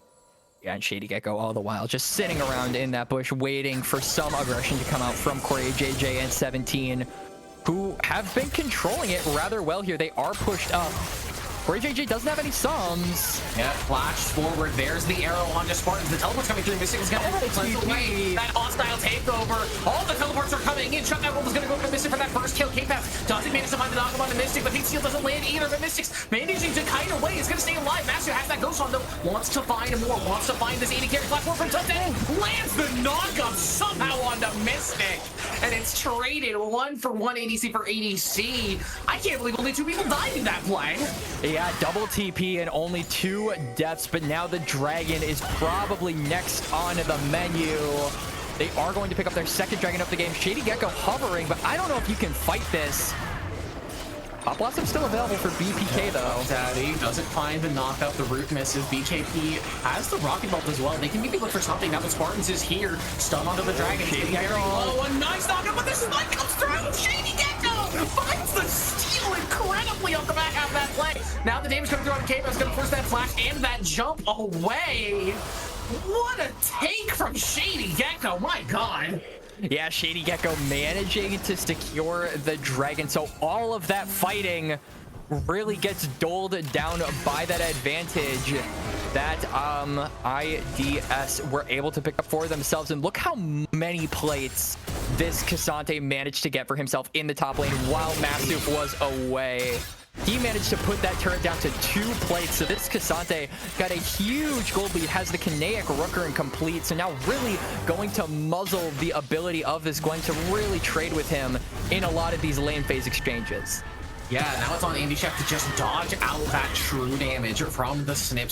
And if he does that, this Cassante is going to be pretty close to unkillable as 17 has the potential. Oh boy. Mystic, Mystic slingshot goes a little wide. The arrow's there. No cleanse for Mystic, but a portal is huge. Spartans, again, the hero of the bottom lane, defending his AD carry. Spartans has done such a good job at protecting Mystic, not just in this game, but in this series. A monster Janna performance in the last game that we talked a lot about, but this Bard performance is really putting up all-star numbers as well. It feels like Mystic, despite the score line, is being protected so well by this pick, who has also been managing to get this Vi around the map and accrue a 220 CS gold lead. Yeah, I think the scoreline for Mystic just goes to show how much aggression as hang on, nice stun from the 17 on the handshake. Yeah, it just goes to show how much aggression and how much focus the Dorado Gaming are putting on this bottom side, and just how much they want this Ashe to be ahead and how much they want this Vayne to be behind. Yeah, absolutely. I mean, getting the Vayne behind is priority number 1, absolutely. And they've done it so far. I feel like this Vayne has really been put on their toes, about 20 CS behind, a decent amount of gold behind as well. But I mean, if you look at the items, they are relatively even. They both have new quiver acquired. So it really is up to the side of Dorado Gaming Iota to just get that one little tick, try and make sure that this Ashe can get their item. And maybe they reset, get the Kraken Slayer available for themselves. And yeah, that is going to be acquired by Corey JJ. So huge item spike here for the bot lane. Ooh, Tough Daddy getting a decent trade on the BKP. That's what happens if you miss your root on the Iota. He's gonna dash on you with his Spirit Unbound, and he is gonna make you feel the pain. Absolutely. As now, big items coming out from the side of Dorado Gaming Iota. Kraken Slayer completed from the Ashe. It has been a little bit, but Gwen also has the Gnasher's Tooth. So the primary carries of this squad starting to complete their first item. Meanwhile, items have been pretty completed across nice for IDS. Hard as well. K-Paps wants his way in. The pop blossoms a little early. Top Daddy doesn't get hit by it, but BKP doesn't manage to get out, but he will manage to survive just barely. I think the clone was actually the one getting engaged on. As Andy Chef with the rotate down will find that last hit. Beautifully collapsed on by IDS. Yeah, I love Shady Gecko's ultimate there. He knew that his mid laner was still in a little bit of trouble, that Tough Daddy could try and maybe turn it so he doesn't take any chances. He immediately hits him with the cease and desist, and they managed to lock down the Yone, who has the Kraken complete, just managed to get it while they were dead. But this Yone has really been kind of silenced here in this game. Hasn't had a lot of play. Mystic, nice cleanse, is going to immediately pop into that ultimate. Has to get away from the Ashe arrow, and I think the supports have really been doing so much work in this game. 17 has done a great job of setting up Corey JJ, both on the Recon in games 1 and 2, despite the loss, and on this Renata in game 3, really putting in a lot of work with these handshakes, as Spartans is doing his best to defend his AD carry at the same time. Yeah, and I think what's really helping the supports make an impact around the map, specifically around this bot side, is the fact that we are dealing with an Ocean Soul, right? We have larger plants, more frequent spawns, so the vision game is a lot easier for Spartans and 17 to play around. And now with this dragon spawning, I have to imagine they're going to play that vision game once and for all. Whoa, bye. Trying to get the whole breaker. Doesn't want to go for the engage, but K-Paps maybe wants to look for something nice. Sidestep by Mystic to get away from those hands. Does not want to let K-Paps get a grab on him. But yeah, with the chem plants, it's so much easier to try and get vision coverage, to try and make sure you have control over certain areas. And with the teams being 1-1 in Dragons, I feel like they're going to be contesting for the soul pretty heavily. Yeah, I mean, Tough Daddy has pushed in this mid wave, and BKP just coming back to the lane will be able to catch it. Both mids have TP crucially, so if they want to look for a flank, that is possible. Yes. Arzobi Glass is slingshot again, dodged out by Mystic. Doesn't have the range to full stun on the knockback, but it's another beautiful bargain from Spartans to find the teammates. So no, this is it. A little early, but BKP with the huge pop blossom on in 3. Now the flanking begin. 17 trying to take Shady Gecko. Frontline the longest, putting in so much work. Top Daddy, a great Zonius from BKB will keep him alive, but Massive is on the back line, looking to get some damage down on it to Shady Gecko and on the BKB. Top Daddy finds Mystic. In the meantime, Spartans will fall down as well. It's a double kill for the Iota. Oh my gosh, Massive. What a turnaround by Dorado. It's a triple kill for Top. Get him the quadra. He's earned it. Top Daddy on the Iota pops off. And Tough Daddy, one of the veterans of the AGL squad. So many questions on how well these former AGL players could do coming into higher competition. But Tough Daddy showing up big, manages to get himself the quadra kill. Really popping off on this Yone after such a silent early game where he was put relatively behind. Finally gets his moment and he makes the most of it, and now they'll pick up the dragon. Yeah, just a couple of slight mistimings there could maybe have changed the game if the teleports were a little sooner. If BKB lands that Pop Blossom on just one more member, if Spartans finds that stun out of his ultimate, maybe that fight goes to IDS, but we don't live in a world of maybes. We live in Dorado's world as they accelerate their gold lead to just around 2,500. Yeah, I mean, the gold lead building up in Dorado Gaming's favor, and this has been the story of every single game in this series where IDS, they're in a commanding lead in the early game, but they just have one or two fights that go the way of Dorado Gaming Iota that completely flip the game on its head. Dorado Gaming Iota, though, curiously, this is a lot earlier than they usually turn the game. This is a lot earlier than we've usually seen a big 5v5 fight like this as well. So curious to see more of it. Tough Daddy. Doesn't have the Spirit of Down, but that Vault Breaker is very early. Tough Daddy will snap back and dodge out on everything. The Big Seal is on to 2, but there's the season to 6. I don't think Tough Daddy should be able to find his way out of this one. He's got that W shield. He's got the Spirit of Bound again. He's looking for some extra damage, but no. Shady Gecko will shut him down. Pick up that extra gold. I mean, good moves there from Tough Daddy. It looked like maybe there was a chance he could turn it onto Shady Gecko, but I think he was more concerned with getting out than trying to turn it onto a 1v1. I think toward the end there, he maybe realized he could have taken the Vi with him, but at that point, it was just too much. There was too much lockdown with the Cassante Vi combo, and now they're gonna reap the benefits. They've taken down a member. They're gonna just go into this jungle, establish vision, take away some camps, and get themselves a gold lead. 17 on the wrong part of the map, my friend. He's gonna get knocked back, knocked up. The Vault Breaker doesn't manage to land, actually. A great ulti to disengage as well. 17 manages to find his way out of it? How? IDS, you can't let him get away with that. I mean, one of his abilities is called Bailout, so it's only fitting that 17 somehow manages to get himself a Bailout card out of nowhere. As, yeah, they managed to deny a kill going over to the side of IDS, who still behind in gold here, trying to find their way back into the game, trying to push down this mid turret, but you can see this Ash W is on such a low cooldown at this point. It's really hard to push against a champion like this. Yeah, it's the same story I feel like we've been seeing over the course of this whole series, where we are just pushing one lane and one lane only, and it's always into the person with good wave clear, so we never actually get anything done in that lane. We're just pushing waves into them and giving them more gold and XP. Yeah, absolutely. I mean, Corey JJ on this Ashe is starting to accumulate a lot of stuff. You can see the Phage in the inventory, probably just going to go for that Triforce. This is an Ashe that we talked about. If well protected, if the front line is able to defend this pickup, can really lay down a lot of damage. This is the case with both teams, and it's just a matter of which one does it better. Clearly, we're not in for another full 40-minute game. I hope not, man. Not for a third game, surely, right? Surely these teams will be able to macro battle and end the game once they have a lead. Like, Dorado is kind of in the control right now as they're looking to prep for the dragon that's in just about 2 minutes. It's not an ocean dragon, as your eyes do lie to you. And, well, not your eyes. The spectator client lies to you, truly. This is a Chemtech Rift, and Chemtech Soul on a Zac. I've seen this story before. It was just on the other side. Yup, and right before the dragon spawns, that is a Rift Maker completed by Massive, who I feel like has been an unsung hero in a lot of these fights. Both Tough Daddy and Massive, we put a lot of emphasis on how important it is to save this Ashe from dying.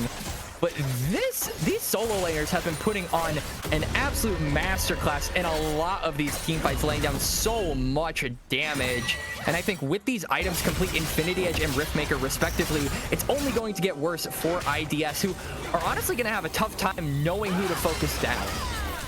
K-Peps gets engaged on with the cease and desist, but that may not be the one that Shady Gecko wants. Has to try and flash out there with the Ash Arrow. A little bit over-aggressive, I think, from Shady Gecko. Maybe not the Vault Breaker he wanted to take in, but hey, he's looking for something at the very least. I mean, that's two ultimates completely wiped away in a very important fight. You don't have access to the Enchanted Crystal Arrow, and you don't have access to the Let's Bounce. The Let's Bounce in particular is a really bad one to have, especially around the Dragon Pit, where that displacement can become so much more prevalent and useful in fights, just trying to pick off individual members of IDS. So I'll have to see how Dorado Gaming Iota around not having that ultimate, because they want this dragon. I refuse to believe that they will give this up even if those summoners are down. It's just a matter of, can they make the difference despite losing those? Oh, Spartans maybe caught. Has to lose his own flash. That's two important flashes down for the members of Iridescent Dawn. Can they find a way into this Dragon Pit? As it looks like Dorado just doing an excellent job of controlling the river right now, not allowing IDS to get in and make any vision plays happen, as K-Peps wants to find Shady Gecko, gets the knockup, gets that slingshot. There's the teleports coming through, and everybody wants in on this fight. But with double teleports burned, it's now just going to be a 5v5 in this Dragon Pit. Shady Gecko immediately starting it up down to 10k. Maybe he goes for a drive-by. Wouldn't that be something? Apex wasn't on the fight, though. He's going to get that snapback onto Mystic. The Fate Steal only finds one. Aegis on the front line. But the meantime, Shady Gecko is super, super low. 17 with a gorgeous Dorado ulti. Massive is going to go unstoppable. BKB is inside that zone. He's tough. That is trying to get the reset. Trying to pop back. No, Mystic will take him down, but die in response. Corey JJ will pick him up. In the meantime, Iridescent trying to go insane on the Cassandre, but it's already 4 members lost. It's Dorado picking up their third dragon and starting to take the game away. Yeah, Dorado, they managed to get the fight out of some beautiful ultimates. Like you said, Brittany, that Renata ult was absolutely clutch, hitting so many members. And the Zac ultimate, the thing that we were most concerned about, comes back right in the nick of time to save the fight and displace the entire team of IDS, who are now all back into the fountain, will lose their mid turrets. It's Dorado Gaming Iota taking commanding lead of this mid game. They are looking a lot cleaner here in game 3. Yeah, it feels like Dorado has done an excellent job of not being as far behind in the early game, despite some flubs here and there from certain solo laners that we will not mention, but are doing a much better job of being faster on the draw to pick up that slack in the early game and find themselves a lead. And now with 3,000 gold in their favor, they're going to look to start to take control of the Baron Pit now. Look in 4 minutes to take that soul away and just start to outstat and outvalue the members of IDS. Yeah, it feels like IDS, they have a decent amount of scaling on their team, but when you're dealing with champions like Gwen, like Iona, these insane high scaling solo laners. And the 1v2 right now, but K-Peps is going to join him. The teleport can take out that Enchanted Crystal Arrow is going to stop Shady Gecko from interacting with this fight at all. Mystic is trying to kite away, but is going to get pulled back. K-Peps now alone in the front line, though. Master trying to get onto that back line. Mystic does a lot of damage to these tanks. He's going to pop that past BKB. Another huge ult from 17 to 9 to re-engage from the members of IDS. BKP will fall the top daddy. Spartans and Shady Gecko and Mystic all escape with a sliver of HP, but Dorado maintained control. Another huge ultimate from 17, and it saves K-Peps from certain death. He was in the middle of that entire team that entire time. They're not done yet, though. Knock up on the Mystic. They're looking for the damage. Snap back, picks him up. The condemn only serves to get him farther away from the tower. Andy's on the flank. We're going to go crazy on this Cassandre. Massive is going to take that turret, take the portal in and take the turret. Now Spartans looking to be in trouble. Tough Daddy's going to pick him up with that snap back. Andy Chef looking to be a bit of a Cassandre moment. He's trying to 1 versus 3. A nice knockup. Massive can maybe find the damage. Tough Daddy survives on the sliver of HP, and they have the sniff. Massive goes dominating, and IDS are falling apart. IDS, every single fight has not been going their way. It just feels like the team fights have been all in favor of this Dorado Gaming Iota squad, who have been quicker on the trigger with some clutch ults from 17, who's honestly been saving the fights. It could have gone the way, I feel, of Dorado Game. Oh no, Tough Daddy. Tough Daddy. Shady Gecko wasn't nearby, but now it's kind of 1 versus 3, 2 versus 3. Now the BKB has arrived, but they're actually going to peel away from him. With the respawn timers being low enough, they're not going to go for another pick. They're just going to walk away, and no Baron for Dorado. I think it's actually a fairly big deal. Yeah, they get denied by the Baron. Honestly, I feel like the Baron call was a little bit questionable. Shady Gecko was still up and available. The Vi was still around, so a smite steal was always possible. Not to mention, a lot of your members are still relatively low HP. And I feel like a lot of people are still used to the old Baron that doesn't deal a ton of damage. Yeah, it's much easier to take. It was basically, it was just kind of a convenience at that point to take it, saying, oh, we got to pick. Let's just go for Baron. Now, I feel like teams need to be a little bit more conscious of timing when taking the Baron. And I feel like that was a tried and true example of that. Just not knowing that this Baron is stronger, harder to take, and you have to pay more respect to it. BKP did tank up that arrow. He's going to pop that Zhonya's, but I think Massive should just be able to find this one with the Ghost and the dashing. Okay, what's going on mid? The bailout is on board JJ. They can't find the kill. Aegis is going to teleport in. Another great ult from 17 saves his AD carry. The supports have been absolute heroes over the course of this whole series. Absolutely. And now Dragon spawning in about a minute here. This is Soul for Dorado Gaming. Iota. You can see several members of IDS are respawning. So this is Dorado Gaming Iota's chance to lay down vision, get as much dominance in this river as possible, try and get all of the plants so that the enemies cannot use them. Just try and extend that vision line as much as possible, make them walk into you. Oh, Tough Daddy's gonna instantly pop the ulti from Mystic. He wants to keep going though. He's got the Essence Reaver trying to get those procs in. K-Paps looking for the damage. Invisible Vein doesn't manage to find that snapback, but now he's going to start to get shredded. The Shadow Professor Arrow only lands on the Spark as the teleport's coming through for BKP. He had ulti inject about a second. He's waiting for that cooldown. Shady Gecko going to start to get bursted down. Massive finds that damage on him. Tough Daddy finds the last hit. It's a big sealed and seals the face of IDS. Massive just running a train on this front line. Then Shrew damage on the Andy Chef goes crazy, but now he's going to go all out and just get snipped down under his own turret. They say Soul be damned. We don't need it to win a fight.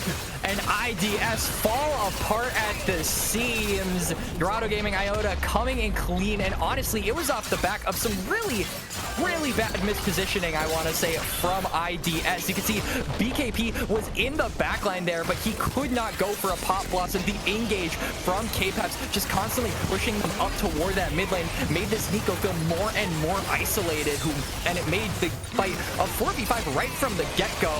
And I mean, Dorado, they're already ahead, so they don't even care if it's 5v5, much less 4v5. They'll win either way. They'll take the Dragon Soul, they'll take the Baron. They're looking to take game 3, Brittany.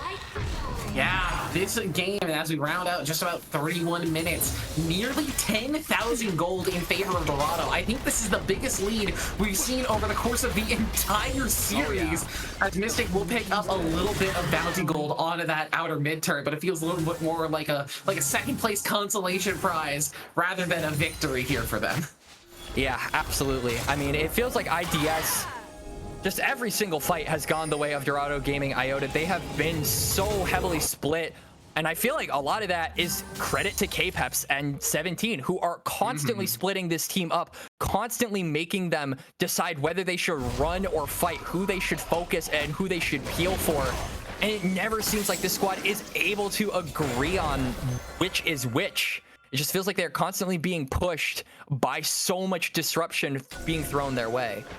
Yeah, and now with the Dragon Soul and the Baron in their pockets, it's so much more difficult to even get through this front line. Yeah. K-Paps a Zac with Chemtech Soul, with that Spirit Message in inventory. He doesn't need a lot of shielding behind him, as Andy. Gonna look to get a pick onto 17. Varnalty is dodged out by all the members. He's gonna go all out. They're gonna look for a pick on him, Renata, but it's another big Renata ulti again. The hostile takeover over the top. Mystic finds 17. It's fine. K-Paps is alone. IDS. Puff Daddy's looking to get some damage onto the back line. K-Paps will survive. BKB will find pop plus 1 to 2. But Massive is going legendary in the meantime. BKP can't do enough damage to kill Corey JJ. And the members of IDS is forced to run away from their own base. That Chemtech Soul putting in so much work for the members of Dorado, and they'll manage to find an inhibitor off the back of this play.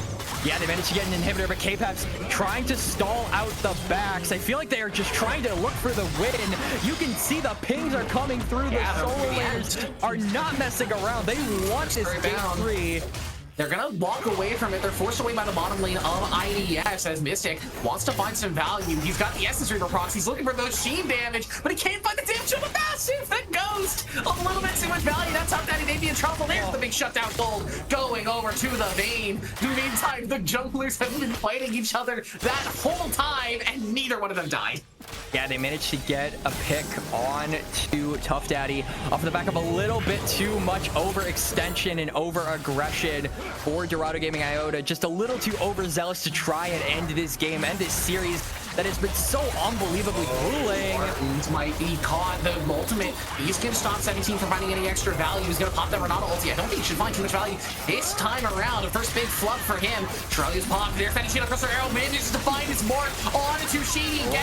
And this is not available for him just yet. Massive will go legendary. Spartans, you're inside the pit with no flash, buddy. Where did you think you were going? It's a double kill for Massive, but now with 2 members down, maybe now they can look to end the game. And Tough Daddy has TP. He can go into the fight. They can make this a 5v3. They have the soul. They have all the advantages they could want after so much time. They are finally in the driver's seat. An uncontested 9k gold lead. Andy Chef gonna pull Zach underneath the tower, but he's not far enough to actually take tower shots. In the meantime, Matsu happy to just snip down the squishy Cassante. Oh my lord, absolutely deleted.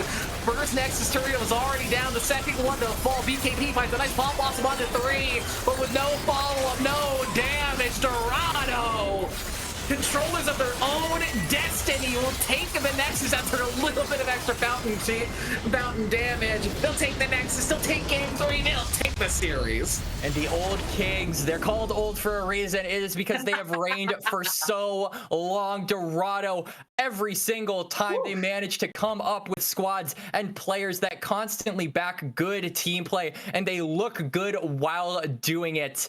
This is why they are the kings of the APL, AEL, whatever you want to call it. This division and this ELO in particular belongs to them. And no matter how many new orgs come along, no matter how many of them there are and how many cool players they sport, they will all fall as Dorado reigns supreme here in week 3 of the AEL. God, I have to remind myself, this isn't a playoff series. This wasn't like one that decided the fate of either team. This was just a regular season. This was regular season. This was week 3. These teams were just playing their hearts out because they really wanted to. And you know what? God bless them for the content. We sure had a hell of a time here. Yeah, I mean, this is an incredible series to watch. I think both teams really showed a lot of their strengths here today. I think if any team is playing against these teams, this would be the series to watch. All of the strats, all of the secrets, all the tech was pulled out in order to get both of these teams as far as they did. And it was a hell of a series, Brittany. You and I know we had fun casting it. It was long, but man, it was worth it. What a game 3. Yeah, an absolute, I think the only term I can think for it is slobber knocker. That was just back and forth, absolute mess of fights across the board. But at the end of the day, I think it was just a slight macro diff. Dorado managing to keep their cool heads on their shoulders over the course of the game, make smart decisions like peeling off the Baron when it's not the proper time, look for picks onto isolated members, and really did a great job of accelerating their gold leads when they had it. Where IDS, they had leads in the early game. They had made a lot of impressive plays, but they just couldn't manage to hold on to that gold value when it came down to it. Yeah, absolutely. And honestly, legacy series for Tough Daddy in particular. I mean, again, so many questions around this player, whether or not he would perform going from the AGL to the AEL. This is the question that a lot of those players faced. Tough Daddy, really with this Yone game, I think solidified that he is at that level, that he can contend with some of the best mids, because Iridescent Dawn, they are no slouches in comparison to Dorado. They have fielded some absolutely amazing teams. We got to see Blast Cone last week, and they were really fun to watch as well. Yeah. So to say that Tough Daddy, you know, is out, is kind of a fish out of water, not in his element, I think you are a fool to say that after this Yone performance in particular. And major credit to 17 as well. If I had to give an MVP vote to who was the best player in this series, it would definitely be 17. He played his heart out in every single game. And on a role like support that doesn't often get glory, I feel like that's really high praise when a support actually does pop off, how impactful it can be for the team.